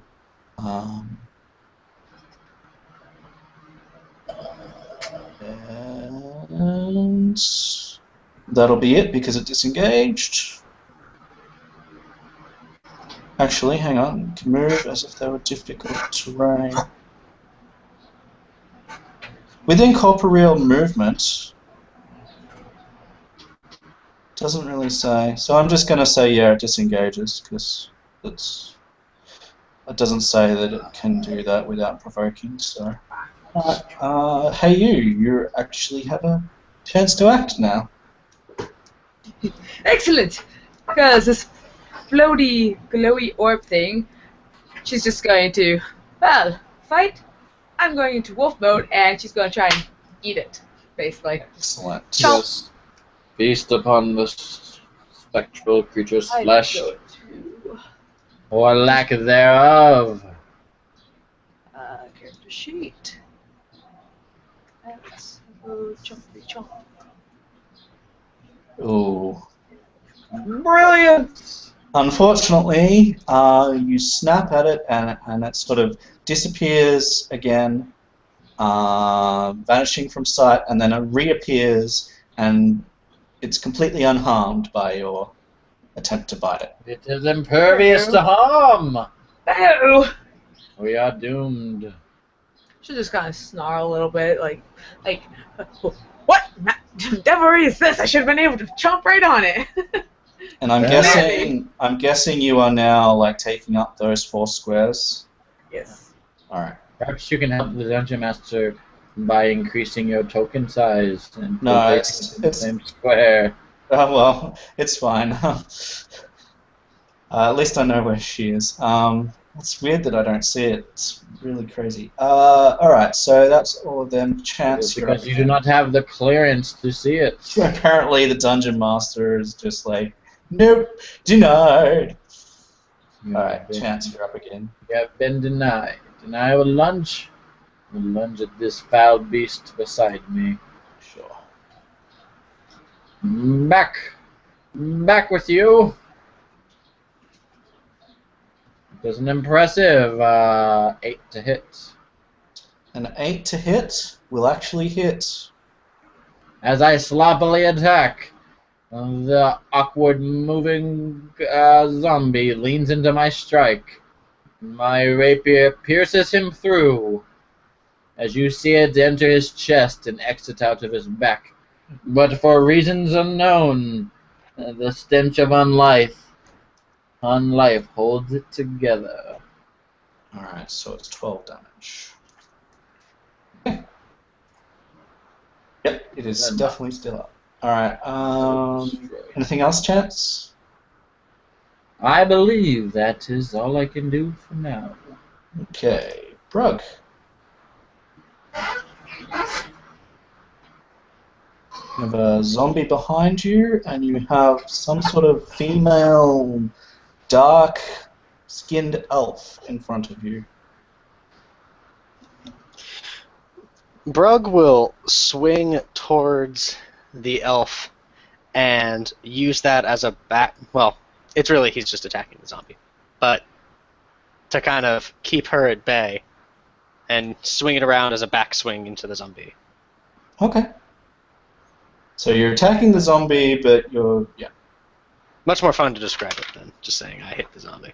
Yes, roll a 20. We require that. Definitely hit the zombie. And Oh, he rage takes- damage as well.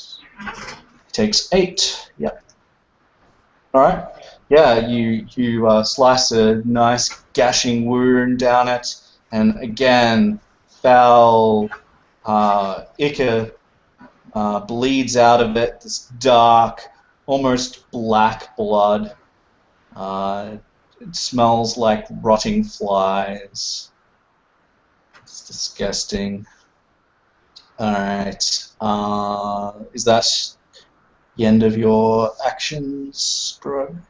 Yep, that'd do it. The elf sniggers at you, and she is going to try. She says us.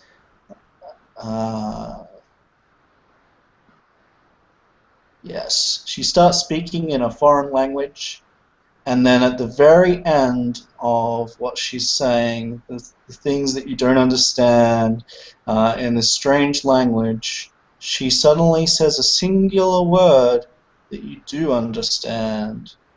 One moment here. No, not death, no. It is flee. Okay. She commands you to flee. Yes, she says flee. You need to make a wisdom saving throw. It is okay. Brug is a noble and wise barbarian. He can resist the temptations of this seductress. I believe in him. I don't believe rage adds anything to that. I don't believe it Negative. does. Miss those days. Perhaps at higher levels, but not at lower levels. Okay, so I'll just quickly have a look at that. So you rolled a 13. Her saving throw. Oh yes, you succeed. So you for a second feel compelled to run away, and then you go, "This is just an elf. Screw that! I'm gonna kill her." Brug can smash her in half. Crikey! We die. Gonna swing my didgeridoo at her. She then sort of curses and spits on the ground, and readies herself for whatever is coming her way. The zombies. So I've got an attack versus Brug. Fantastic. 16 to hit Brug. Which is not enough. He is wearing the legendary half plates. Yeah, I've got the additional armor. Yep. One attack from the hurt zombie against Chance for 9, which will not hit you, and the other zombie for 11, which will not hit you. Haha. The magic weapon, by the way, would have come down and made a singular attack as the elf's bonus action. And how that works is... Sorry, I've got too many things going on here. So what do we do on it? With a spell attack. Action, it can move 20 feet and attack. Yes, so it is doing that. Sorry, I kind of half forgot about it there. It attacks with a modifier equal to your spell attack bonus. Yes, so here we go. Yes, that's correct. 13 to hit, which I don't believe will hit the wolf. I think it has 14 armor class. So nothing's hit. Then we've got the wisp. What is your armor class, dear wolf? It is 14. Sorry. It is 14. Yeah, I thought so. I was not delusional after all. Okay. And the wisp, which has... yes, +4. Wow. Yes. The wisp crackles with electricity, this strange ball of glowing light, and this electricity or lightning arcs from its strange form and hits you directly on the nose or snout, and you take... Just a muzzle. That's like the most sensitive spot. You take 11 lightning damage. You are now a cooked poopy.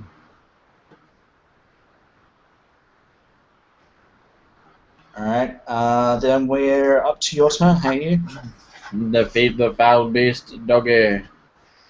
The mightiest doge.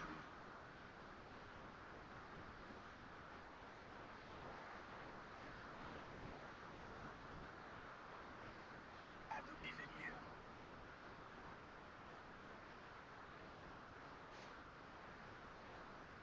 you. Okay. You try to snap at it again, and again it snaps out of existence for the briefest of moments, and then reappears, and then dances in front of you, mocking you at your inability to make a successful hit against it. Fear not, fair wolf.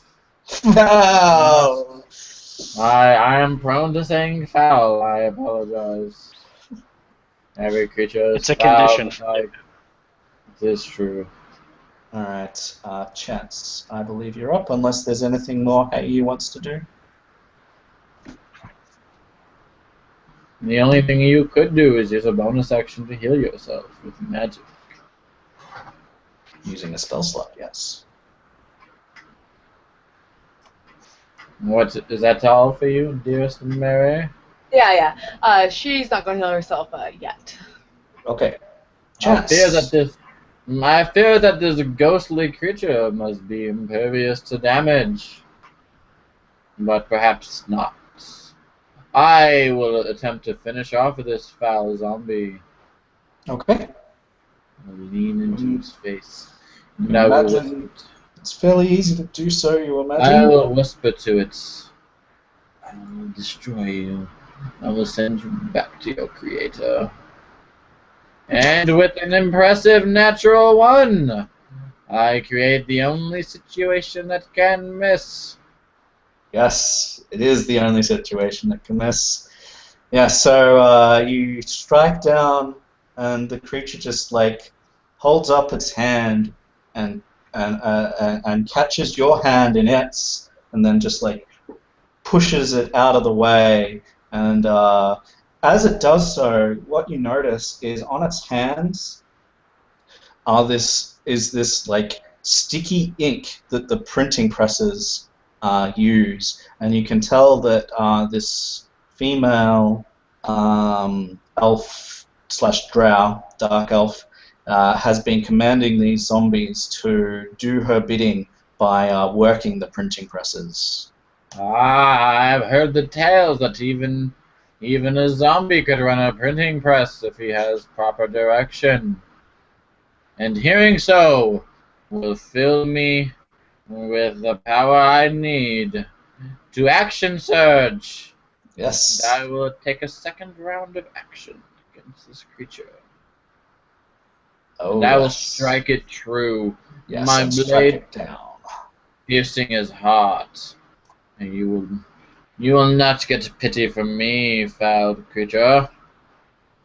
Yes, wrenching your blade away from its hands, you pierce it again right through the heart, and it stares at you blankly for a moment and then crumples into a heap of sloppy mess on the ground.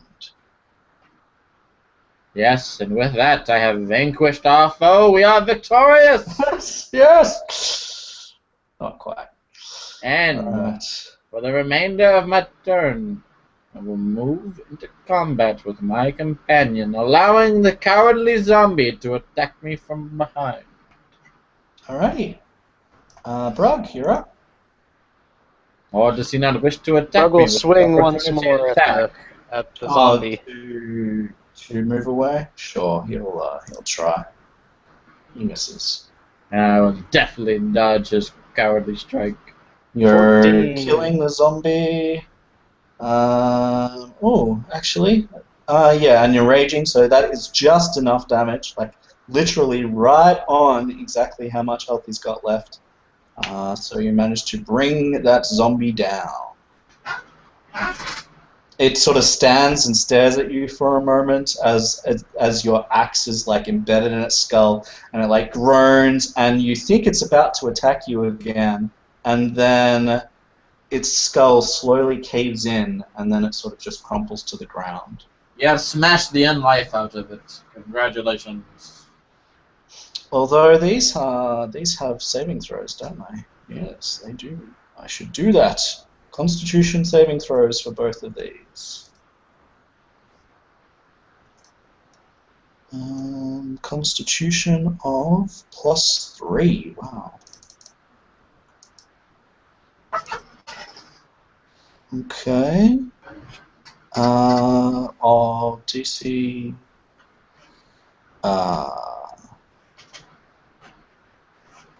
Okay, and you did 14, so that's 9. So yeah, they both fail their saving throws to rise again. The powerful hand of justice cannot be parried so easily. That's correct. Is that the end of Brooke's turn? Yes. Yes. Alrighty, Colin's dead. Okay, this drow, she's quite upset by the looks. That's Maiden, I suggest you surrender, lest I have to harm you. she says, there is no need for surrender when I am winning. And she will cast Inflict Wounds.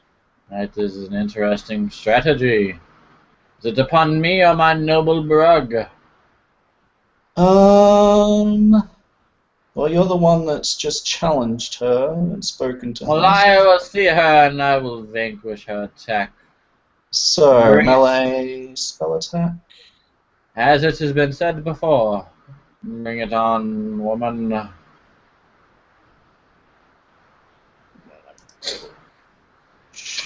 I've used many of my resources.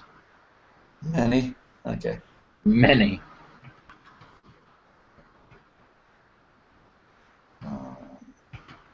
Sorry. What I have left, actually.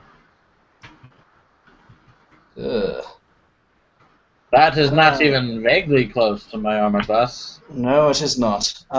So yeah, she holds out her hand, and you see like this this spider appear, crawling out of her hand, and it sort of like looks and sort of arches up and spits towards you, and you see that coming, and you dodge out of the way, and the foul ichor will fly past your shoulder and land harmlessly on the ground, and then the spider will crawl back into her hand and disappear.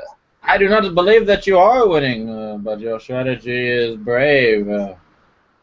Foolish, perhaps. Alright, and as a bonus action, she will attack with her spiritual weapon. And I will be a nice player and I will assist you. Your spiritual weapon's attack modifier is +5, not +3. No. I believe that's what it is. Not according to her sheet.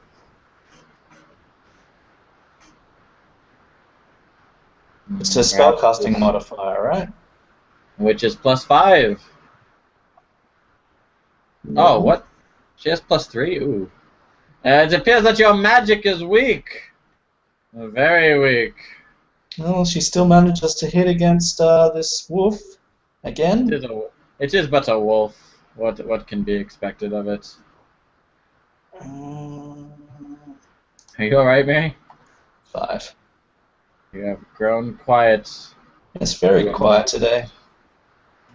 Mary. Mary, I worry for you. I feel that justice is not on your side today. You're so focused on like, how am I going to destroy this spirit thing? Surely I would suggest not fighting it, for it is a will-o-wisp, a creature of immense power. It is undetectable. It is but a ghost. Alright, the last remaining zombie, will come and try and do his master's bidding. Yes, come at me, coward. Is he coming for me? Bam! Yes, he is. Well then, I will parry the attack, reducing the damage in half. Alright.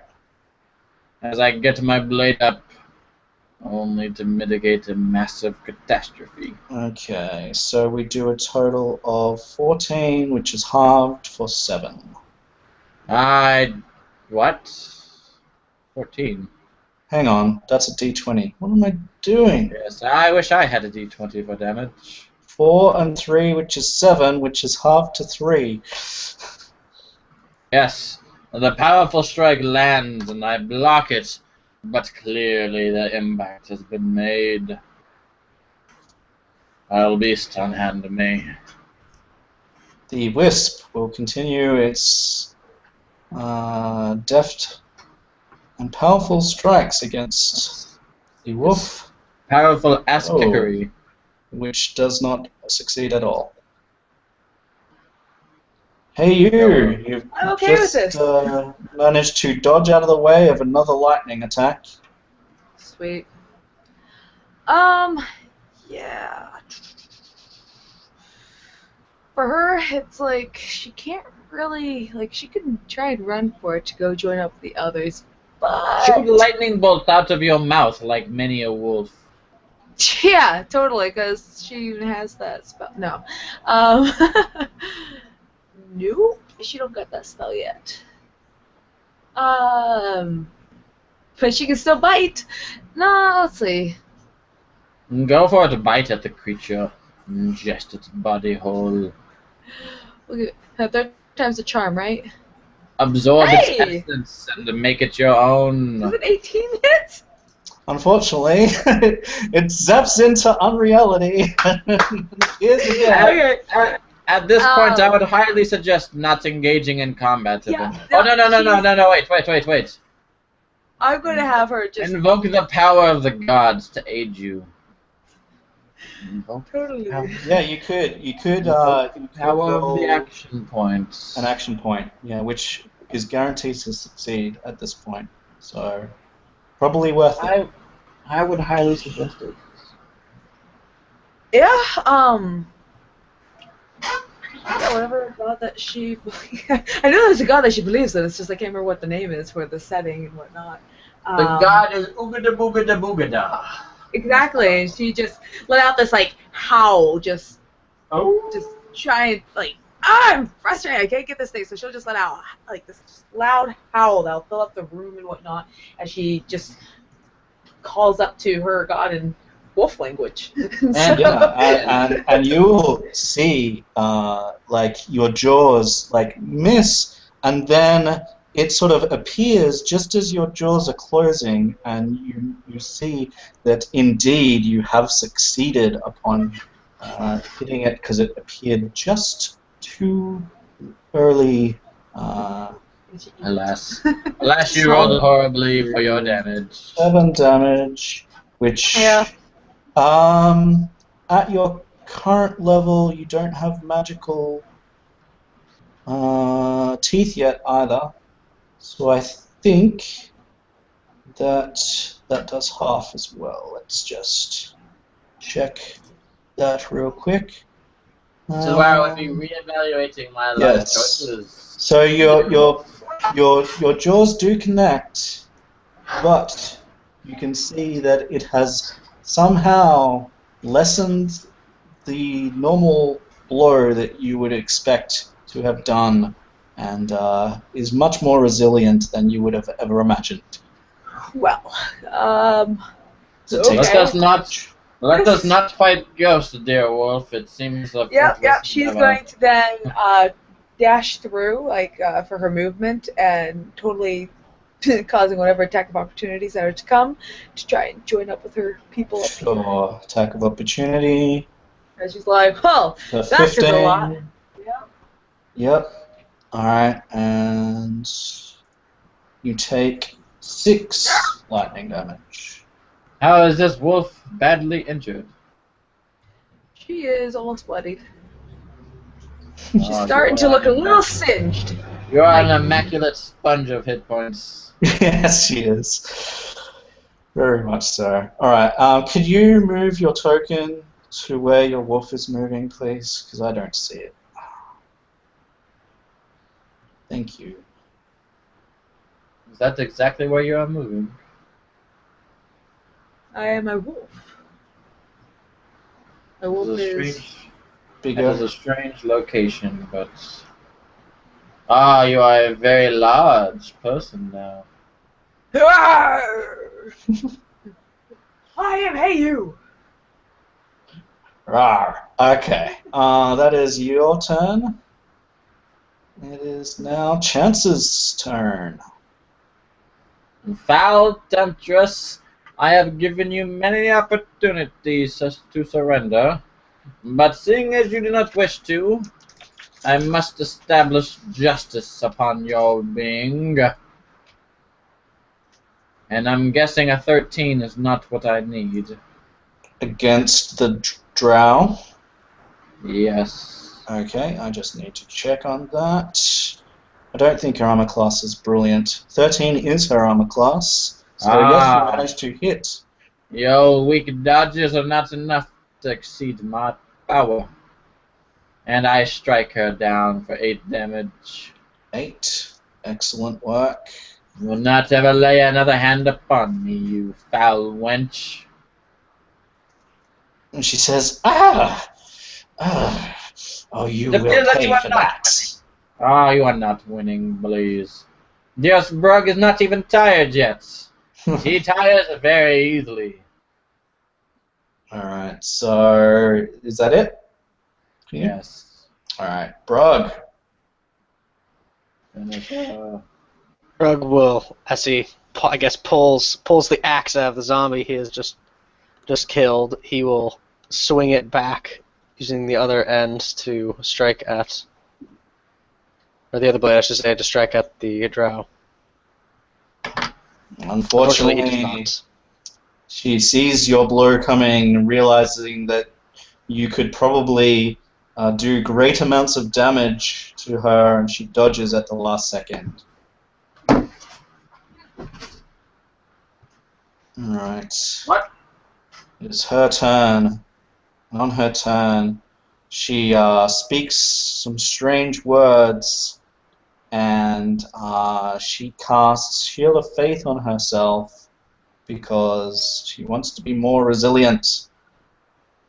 And she is now surrounded by a purplish necrotic glow that is imbuing her armor. Then, as a bonus action, 5, 10, 15, 20, 25, will make another attack with her weapon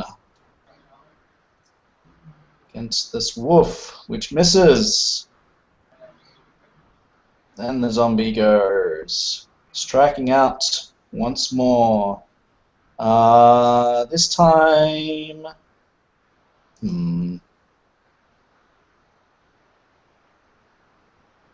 Yeah, still a chance. There we go. 15 versus chance, I'm pretty sure will not hit. The wisp.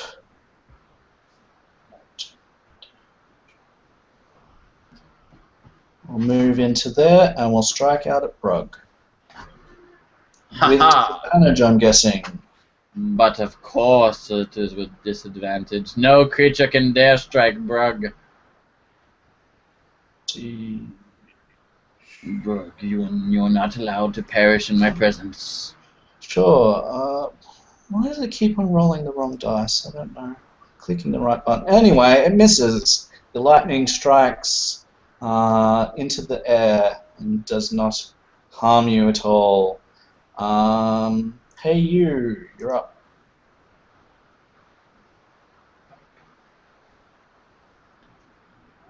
It's interesting. It's like, I have a wolf token and a big, large me token.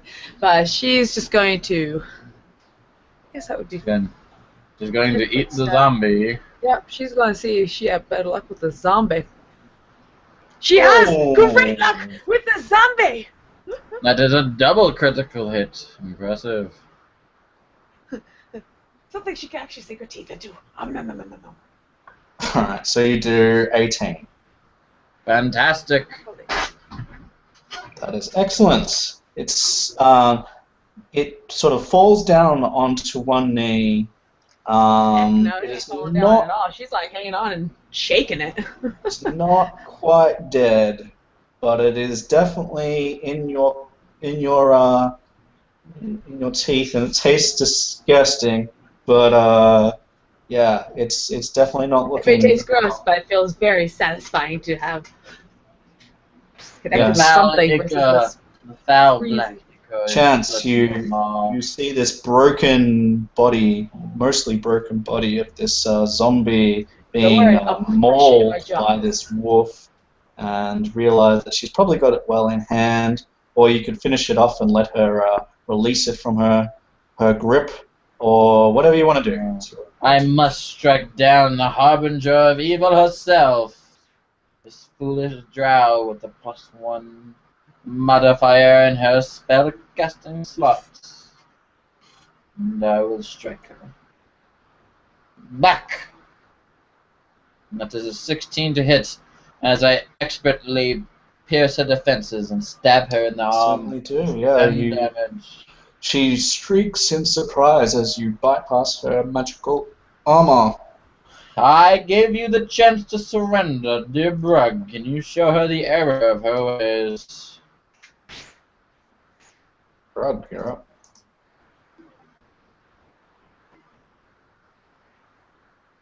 Finish her. Brug will swing. Now that he has apparently a giant Heyu behind him, alongside a giant wolf.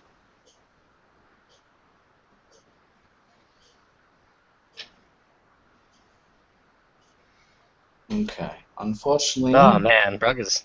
she sees the swing coming again and dodges out of the Little did we way. know, Brug was deathly terrified of spiders. Yes, Brug, remember, you do have your action points. But Yes, you could use your action point if you wish. I'll save him. Alright. He's going to save them for a rainy day. Okay, so you unfortunately do not succeed on that. She tries to... she tries to cast... Well, she does Surrender. cast... She casts surrender. She casts Surrender. Inflict wounds again upon you, Chance. Your chance is nil, I must admit. Probably, but we'll give it a go. 15. Not in my ballpark. As I Right. expertly parry the blow, I deflect her hand into the ground. Yes, and it's the same spider that spits out, and she is clearly rethinking her ways.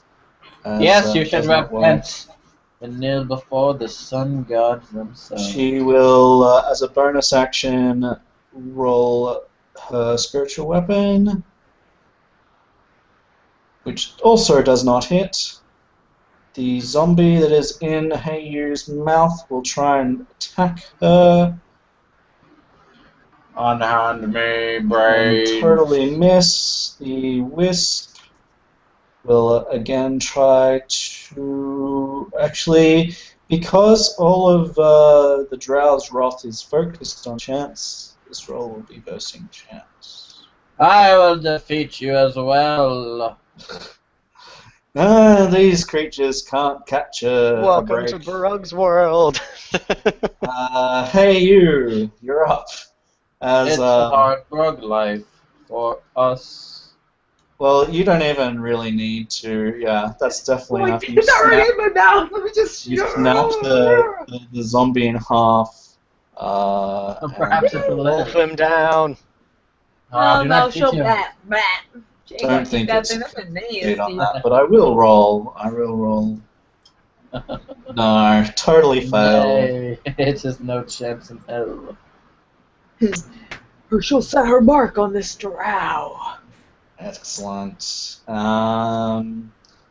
You can move at this point if you want to, although it'll provoke another attack of opportunity. It only provokes attack of opportunity if you leave his threat. Yeah, but in order to get to the drow, she would need to... She can stand right here. She's large. Oh, that's true. You can go on the other side of her. She's gonna go say no right around you, wispy thing. Cool. Don't The mind me. benefits of being large and in charge. Indeed. Alright, She's Chance. pretty You cockadoo. can probably finish her off. You know this. You see her weak. Yes. My blade tastes. Here come the ones. It tastes for justice.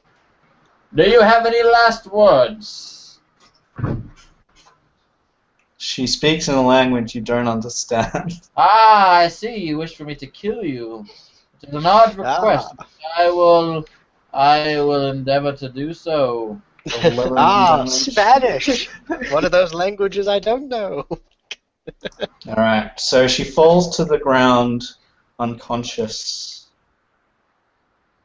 As I pierce her through, your body will be a nice sacrifice for the altar of justice. So something that's a little different this time. She's not killed outright. She is breathing, but she is unconscious. Dearest Brug, you must save her, for she is a vital witness. These words, "you must save her," infuriate you, Brog. You've seen that she's in league with this man who has defiled your I'm gonna be honest. tribesmen. Yes. I can't in good conscience say that Brug won't kill her. You must So, act in accordance to the spirit of Brug. Brug is gonna coup de grace. Coup de grace! Automatic critical hits. You must hit her though. You must roll Yes, with you advantage do. to hits. Yes. I Perhaps the could gods- completely miss and just split the table underneath of us. So You could. Yes. Let's give it a go. Let's try. No, that's easily done. Yeah, you coup de grace. Brug is gonna automatic jump critical. and just bring the axe down, and just attempt to Yeah. make Yeah. what was one many. Alright, so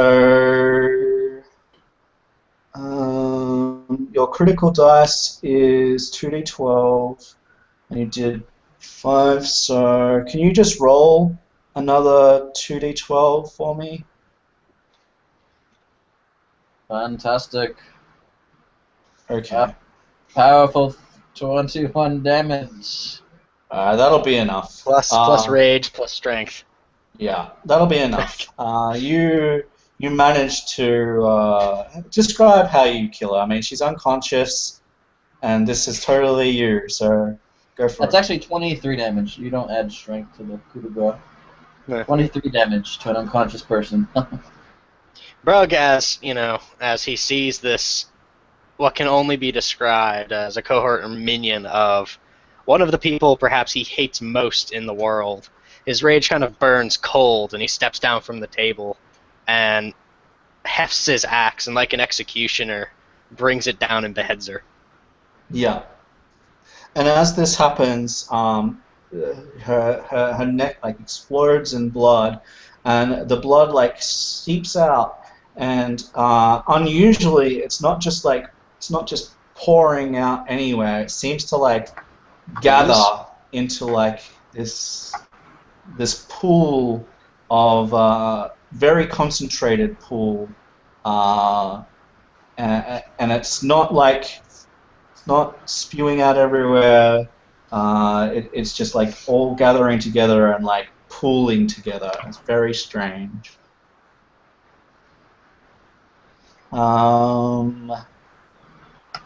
The zombie's dead. The wisp is the only thing still up. It's just like later. Nah, it knows that the wolf's no threat to it. It will move over here and will spend its action bathing itself in the drow's blood. Oh, that's weird. I'm not okay with that. This is very strange behavior, and it's. Does it make it more tasty? Well, I suggest attacking it with reckless fury. Depending if you like drow blood, yes. If you like I drow would blood. not partake in the blood of the evil. Goblin blood is the original Axe body spray. You have no idea why it's doing this, and Yes, your axe makes body spray everywhere. hey, you're up, sir. What would you like to do? She just kind of snorts, kind of like, darn it. This thing looks around, sees the sword, and is like, maybe I can go and, like, I don't know, grapple it in a sense, like just kind of put it on the ground, think even though it hasn't spiritual really been sword is doing gone. anything. The spiritual sword should be gone if she dies. Yeah, the sword's gone. Never mind, just kidding. Shoot Never it mind with then. fire. She just looks at Shoot the it with spirit. lightning. Well, I don't have. That's the thing. I don't have. Shoot it lightning. with the most powerful of magics known to mankind. Throw chance at it. Yes, throw chance to the wind and disregard your defenses. And that's a Oh. legitimate strategy. You run out of weapon, you swing another party member who has a weapon at him. Damn right. That's reach right there. Yeah, totally. I think she just kind of, like this sigh will just kind of escape as she turns back into her human form or elven form, and just hand up and pop from a produce flame spell. Wait, where is it? Oh, this is the wrong one. She is no longer the wolf fairy. She's now back to herself. Alright, so we now go zip. Yep. Whoop. Although, it needs to be there. Let's see. Your Nope. flame just flies. I will give you a tip. I would attempt an ability that does not attack armor class. And that is my tip for free.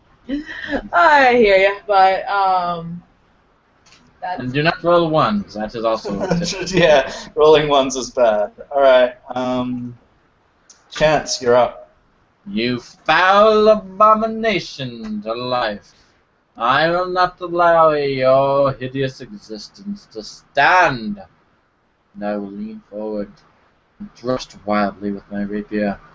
Taste my justice. And apparently, an 11 is not quite enough. No, not by a long shot. And with the remainder of my movement, I will hop upon the. I will circle around this beast. 5, 10, 15, 20, 25 as I jump to the side of my companions. Alrighty Your then. ghostly might will not touch my friends today. I figured you'd go for flanking, but I mean, that works. This does not run flanking. It's all good. Brad, you're up. I'm immediately attempting to bend my shield to your side. My noble companion. Do you want to roll an action point for that? You hit! Ah!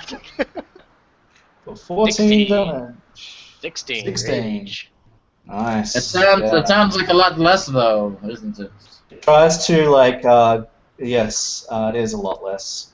Tries to dodge out of the way, and does not succeed.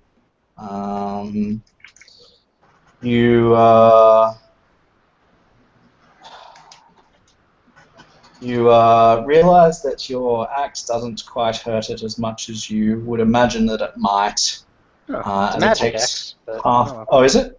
Yeah, you gave me the magic axe that increases. Oh, yeah, it's increases like get So out intimidation. of I Yeah. did. In that case, Yeah! in that case, it does take full damage. I forgot that it was magic. It was like the funny janky magic weapon. Yeah. It wasn't what I expected, but I like it. And Magic things. you see that it is starting to fade and shimmer. It is not quite dead. In its last move, you see an image appear that it is projecting. This is the image of the drow that you've killed, and you see her wearing a robe that she is wearing, but instead of it being bloodstained and what's not, the robe is pristine and nice. And you see her holding a tome in her hands, and she seems to be like reading from this tome, and as she's reading from this tome, you can see her bleeding from the eyes, and she seems to be very joyful about bleeding from the eyes.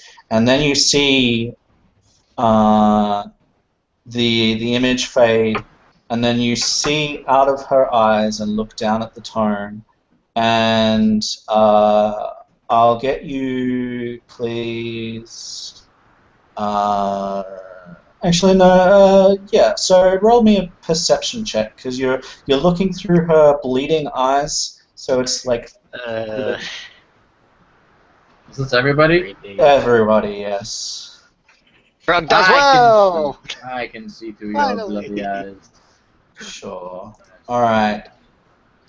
So you look through her bleeding eyes, and you see some information on as well as the liturgy that she's reading. You see something else that is more of interest to you than the liturgy, and what you see is right down the bottom of the page. You see copyright to the Shrine of the Shadow. Aha! Fantastic. And you will be able to tell that the robes that she's wearing are of an organization called the Shrine of the Shadow. And you may roll a history check to see whether you might have heard of this. What do you two see? I see a disgustingly bleeding woman. Oh. Did you see something that I am not seeing? Oh yeah, Brug's seeing all the heroes. I don't imagine that Hey has any knowledge of this organization. I'm pretty sure she doesn't. I'm not going to roll because if she rolls high, it's going to be like, I don't know why she has it. She has this, yeah. All right. Like, I'm just going to say nope. Nope. All right. So yeah, you see the others can describe what this is called, the Shrine of the Shadow. Do you guys tell him what you see? I mean, Brug doesn't know what it is. Yeah. He can't recall it, so. Well, he doesn't know what the organization means. He still sees what's written on the page. But it's clear that Chance can't see what's written on the page. I see, Yeah, but Brug will share it with them. All right. Do you want to make a check as well? yes, perhaps I have heard of something in my many years of travel, but no, I have not. All right. So yeah, you've at least got the name of the organization, the Shrine of the Shadow. You have seen an example of the robes that they wear, and it's fairly clear from the vision that and what has happened here, that they're necromancers of some kind, and that blood is kind of a draw to them. Something about the power of blood. Alright, so that is what you have discovered. You see that indeed these old printing presses have been recently used. In fact, right up to when we got here, they were still being used. They are still hot from being used, just like machinery is when it's recently used. When you touch it, and there are several heretical scrolls that have been churning out of these things that you can destroy if you wish. You also can see where the man that Brug recognized escaped, which is up here.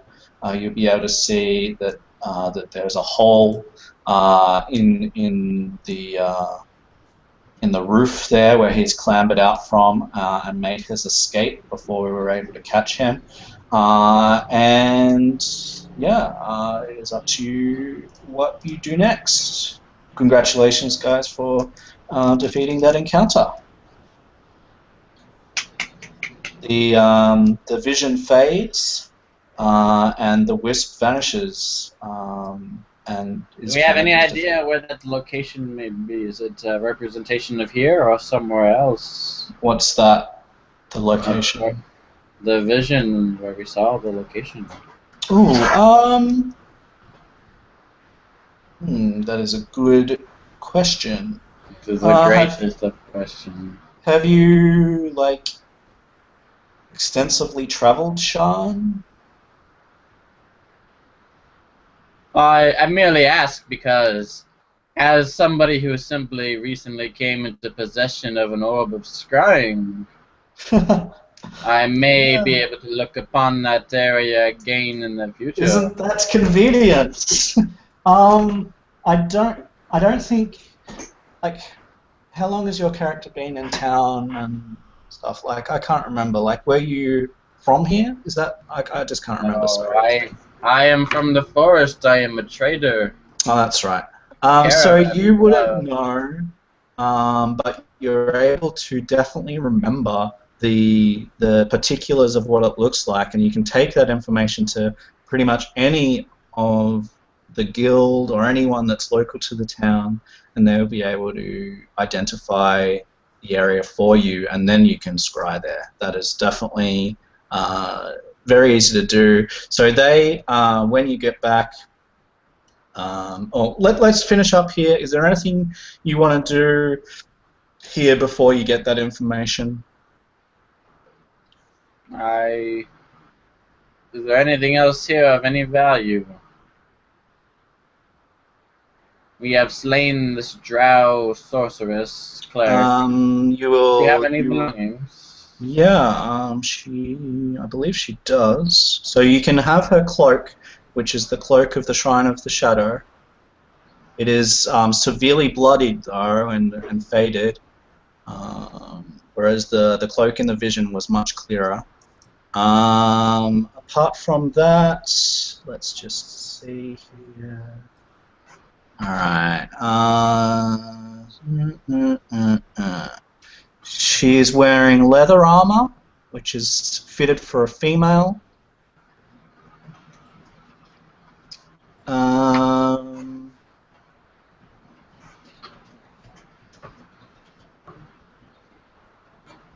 And she has an amulet, if you were to look closely. The amulet has the picture of a spider on it, or shadow of a spider on it. You think that this is more of a historical thing than a recent thing. You would recognize drow probably, given that they're fairly common ish, and who they would worship, and whatever. So it sounds like a follower of Loth, perhaps. A spider follower. However, like, you don't think it's related to what she's been doing recently. It's just something that she's got as a keepsake, but you can have that if you want that. Hold on to her vast treasure hoard. Other than that, that's pretty much. Let's see. Do the ghoul didn't have anything? Nope. Nope. Alright, yeah, so there's just, as far as anything else of value, there's some scroll cases, because obviously these heretical documents were put into scroll cases, so they're just standard value scroll cases. So if you want any of those, if you want evidence of the scrolls being created here, you can obviously take them from here, as well as ink. You're more than easily can bottle some ink, which will be proof that they were indeed being manufactured here. You'll spend all of the time required to gather proper evidence of our claim. Yeah. Other than that, there's nothing of value. You've found what was valuable here. So Once we pick apart the scrolls and what have you to bring back, Brug is going to dismantle the machines. excellent. Yeah. With his Just axe, I'm because assuming. Brug hates Oh, yeah. word. Dismantle, i.e. Brug hates the completely written word. It's been Yeah. proven. Yeah. All right. So you leave them destroyed in shatters. Is there anything Heyu wants to do before she leaves? Most she was doing was just observing the printing presses, like if there was anything there. But it's like we're shattering them. Cool. Well, you know, they're really old. You've seen nothing of the like ever because they're ancient devices, haven't been used for many hundreds of years, and you know, they're just like machines that use ink, and there's like a template that's like in there. You could even take the template with you if you want. It has what's, you know, the ink sort of flows through the template and stamps onto the paper. She's not really interested in keeping that. She'd probably just at most mention like, books smell something like this. Yeah. Like definitely. just like this kind of this like correlating the two. Where it's like, huh. Yep. All right. Upon doing all of that, you head back to the guild and report your success and report your findings. They would tell you that this area that you described sounds very much like an alleyway in Everbright, which is a district of Sharn. So you would know, they would show you on a map where that alleyway is. So you would know that, and it would be very easy for you to scry there.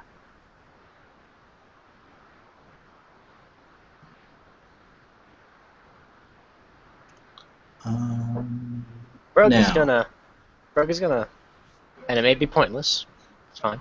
Brug's gonna look and see if there's any more secret compartments and stuff, or rooms, or what have you. Ooh, okay, yeah. Go ahead and roll me a perception or investigation check, whichever you wish.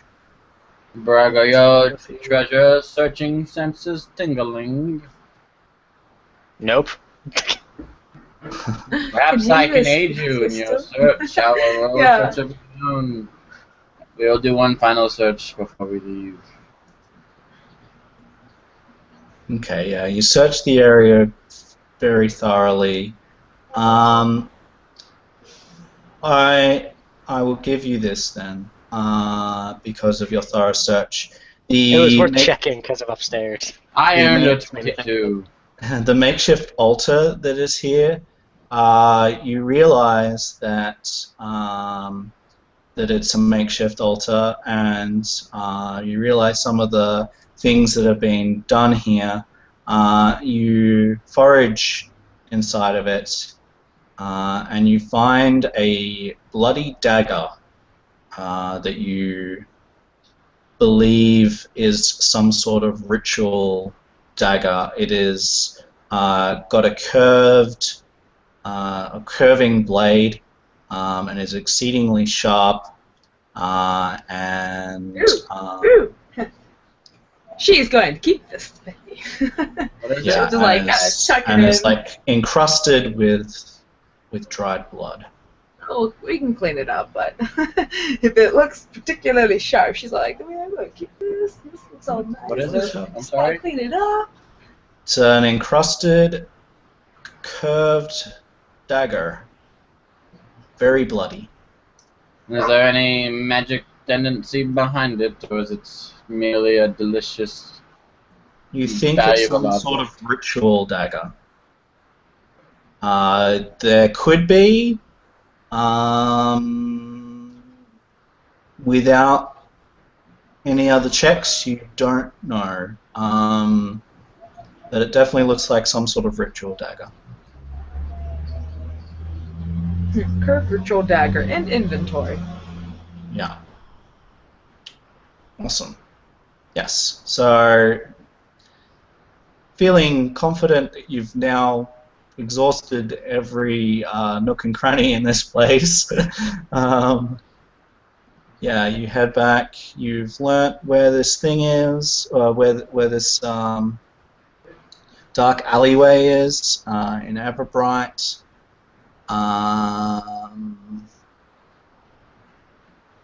They give each party member 25 gold pieces because you have discovered who is behind it, like the information. You haven't brought them to justice yet because you've only hit some of them. They'll give you 100 gold pieces out of the 250. So it's 125 gold pieces each for what you have succeeded with so far, being that you've been in combat and you've started on your journey towards success. So 100 gold out of the 250 has been given to you as a measure of goodwill for what you've achieved so far. Okay? So we add 100? 125. So they've given you money for information, and they've given you 100 out of the 250. So there's some left, but not much. But a small fortune. So well done. They applaud your efforts and will take this information to the owners of the quest. Now we're about 3 hours. Okay, so when you get back to the guild, there is a guard who is sitting at the bar where Eldeth Elbane is. She's and Chance, you recognize this guard. You recognize this guard as the man who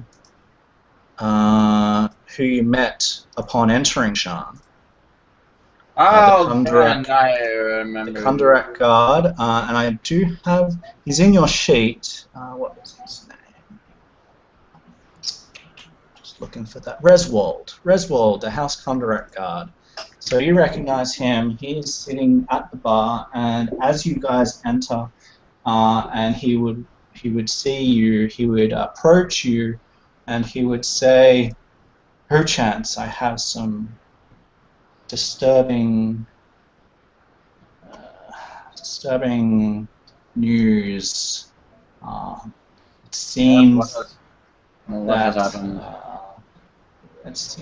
well, from what we can tell, Flint and his caravans seem to have mysteriously gone missing. There are a number of reports from various places nearby of his caravans not reaching their destinations, and Flint himself has not been heard from for quite some time. Perhaps my disappearance had forced him into personally traveling with the caravan. It is possible, he says. I was meant to meet with Flint to provide proof of your delivery, and he never showed to that meeting. And as you know, that is now some time ago, and I've not heard from him since. It must have been a week since I arrived here. Easily. I'm here for his safety. So there's that information. Is there anything you want to ask him? Ask Griswold? Yes, well, it's the last place he was known to be. Alright, so what can I do here? should have. Sorry, I'm just taking us over to. I just have to. Alright, this is map of the surrounding area. Okay. Sure. So, yep, we're there. Now, there was a caravan between Greenwatch here and Ringbriar here. So he travelled by boat. The last time that Reswold heard from him was travelling by boat here, yeah, and yeah, he hasn't heard from him since. And as far as he was aware, there was meant to be a caravan that travelled from Greenwatch to Ringbriar, and that caravan has also been reported not reaching its destination. But we have reason to believe he was at Greenwatch and went Yes. missing afterwards. Yes. This is an ill omen. Isn't Heyu the one who was also working underneath him?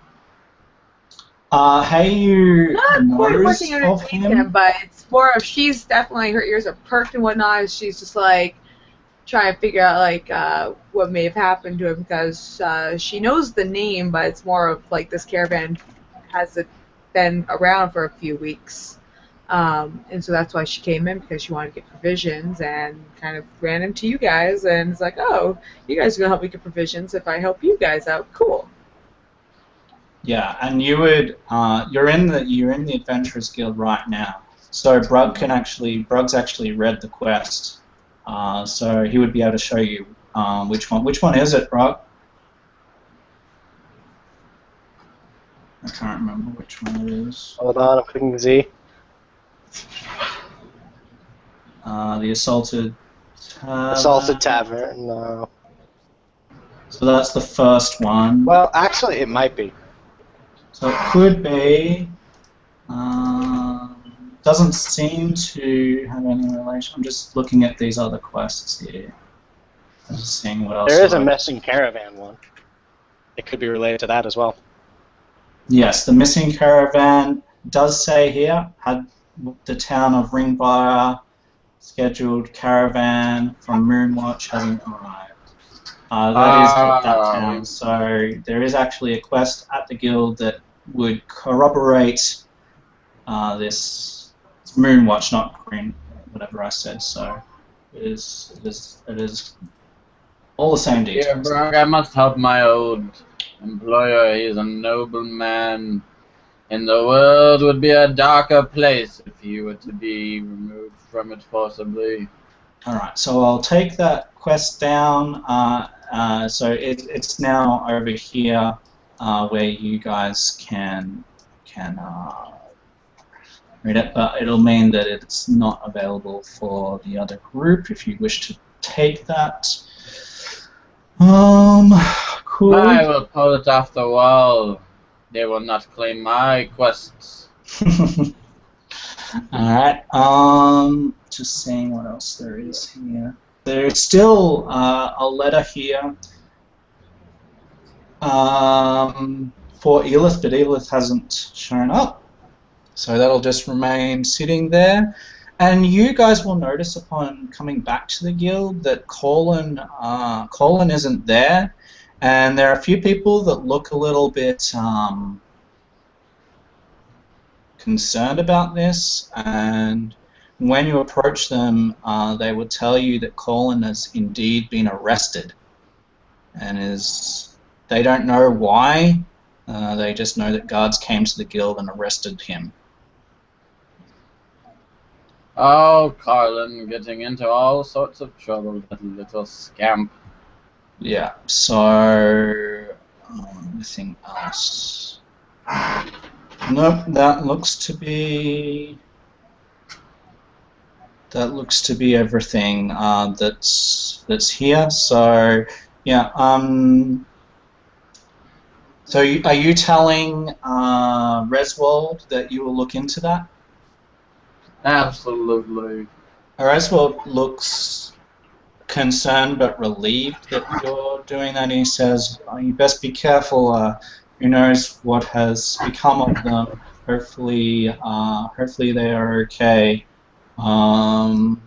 You can see and tell that he is loyal to Flint and that he is loyal to House Kundarak, who Flint works for as well. Anything else you want to do with him? Say to him? Yes, if there's any other information you can provide, I will use it in my righteous quest to retrieve Flint, dead He or says, alive. he says, I don't really have any information other than that he hasn't been around. However, I can secure you passage by boat to Moonwatch for free. This would be highly advantageous. Yeah, He what were you would saying, ask- Mary? She would ask, do you have something, of Flint, of his, that was his clothes, item? He's sort of like he creases his forehead and is like thinking. She is a tracker hound of sorts. Things. He says, well, the last I heard from Flint. No, not was her. by. Have.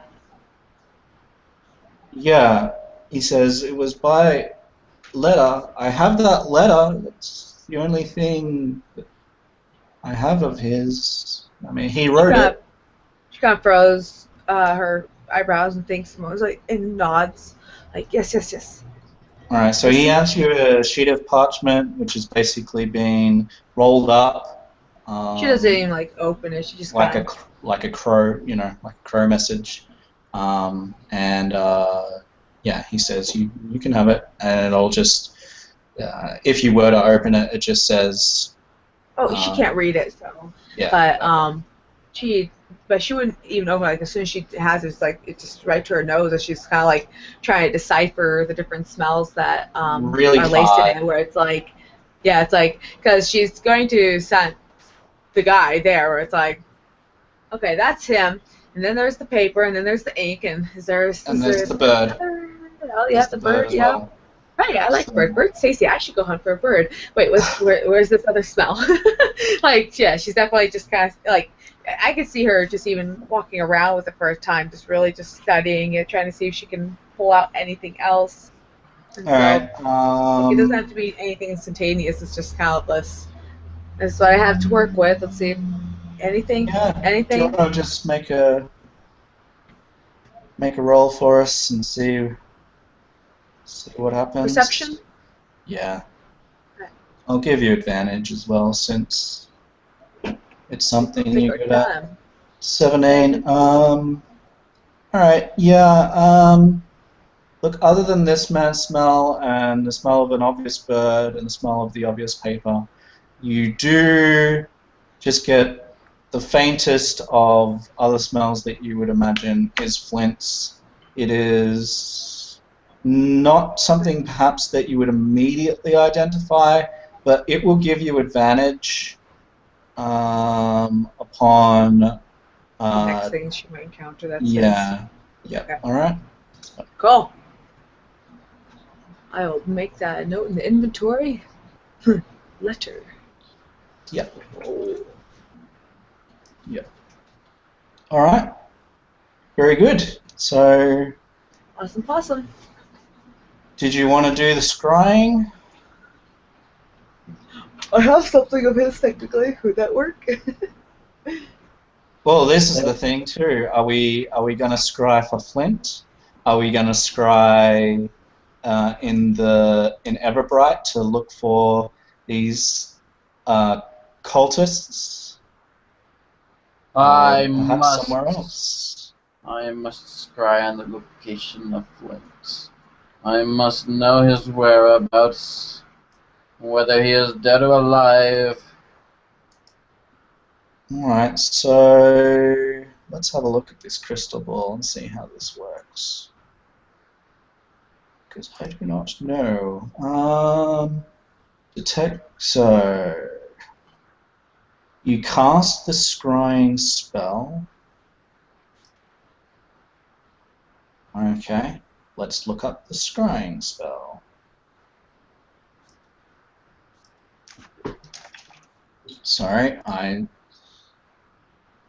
will just find that for us and we'll figure all of this out. Search scrying. Okay. Wow.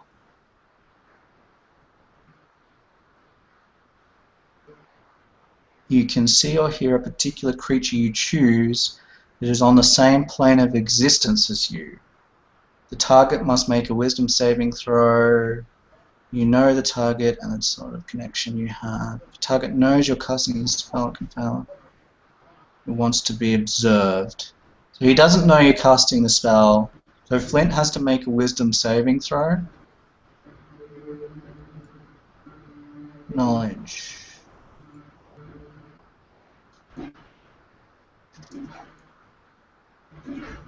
Oh, brooding at the table away from the guard. Okay.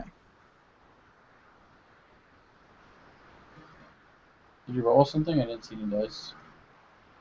Not yet. Sorry, I'm just reading this. Let me look at this first, but I never cast this kind of spells. No, on a failed save, spell creates an invisible sensor. You can see and hear through the sensor as if you were there. The sensor moves with the target, remaining within 10 feet. A creature that can see invisible objects sees the sensor as a luminous orb about the size of your fist. Instead of targeting a creature, you can choose. Okay, yeah, sure. So, he will make a saving throw. Wisdom. Why is it? I don't understand why he would make a saving throw. Like, I don't know. He doesn't know that you're casting the spell. Let me read So he can't fail the saving throw voluntarily. Like, the thing is that you're looking through his mind. So even though you know him, you do get a save modifier because you know him well. So unless he rolls like really well, you'll succeed. Yeah, so you succeed. Alright. Alright, so what you see is this forested grove or clearing. It's not even a clearing, but it's basically a forest. And you see the sensor, and you see a caravan that is covered completely, like almost completely, with spider webs. And you see dangling, twitching bodies wrapped up in spider webs hanging from the trees. It appears that we have spiders to deal with. Dear Brug, we must venture forth into the forest of spiders to free my noble companion.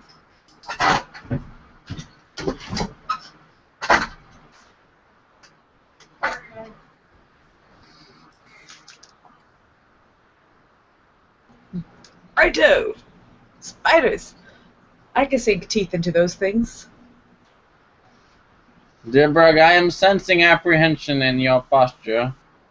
Is there something you wish to say? Did you seriously pull out a squirrel? Offered it to me too. It's part of our rations. Just like, I like to you want a squirrel? I like to She's think it's still hungry. alive. Just beat it against the table. No, it'd be dead. It'd be smoked. So just Smoked squirrel. Not even like squirrel meat. Squirrel. You just threw a whole squirrel in the smoker. It's got the like curled, cooked hairs on it still. she just skinned it. She's just explaining, it's fiber, whatever. Alright. So Brog's brooding at the table. What's going on, Brog?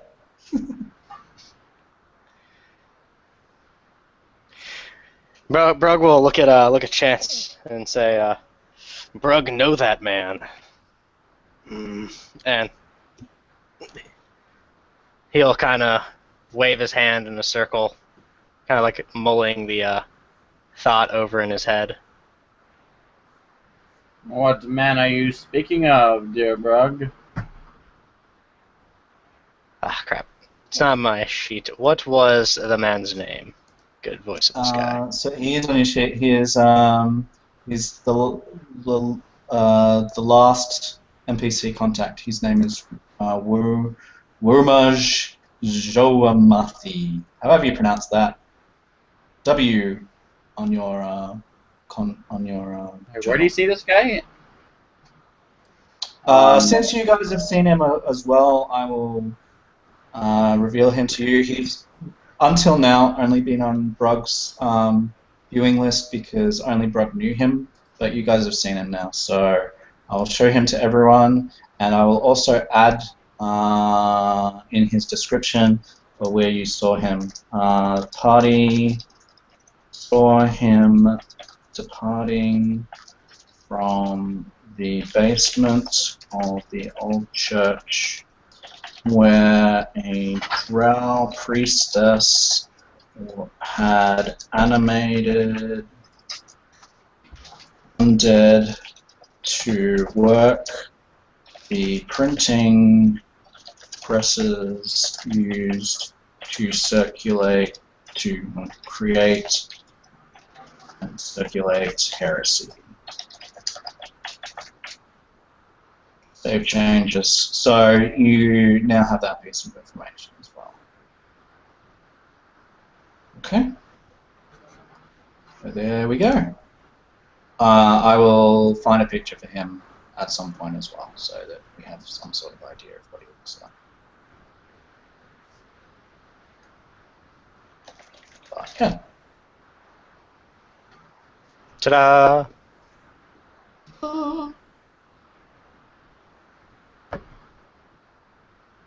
Alright. So yeah, Brug is telling you that he knows this man. The man that escaped.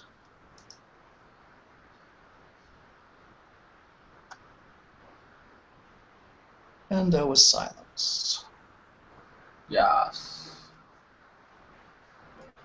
I believe.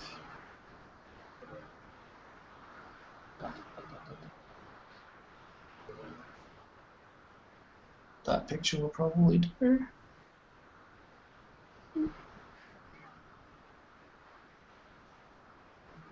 Although he's a half-orc. They really need a half-orc picture. There we go, that's... maybe not. I'll find it. Anyway, anything else that anyone wants to do? Or investigate, or say? Perhaps we can save that for next session. Fair enough. Alright, oh well, thank you for playing, everyone. Is everyone okay to leave it here for next time? Yeah, it's a good stopping point. I think so too. Well done in your combat. Hopefully anyone that's watching enjoyed the show, the playing. Let's see. I will finish the live broadcast here. Thank you again, and we'll catch you on the flip side. Bye-bye.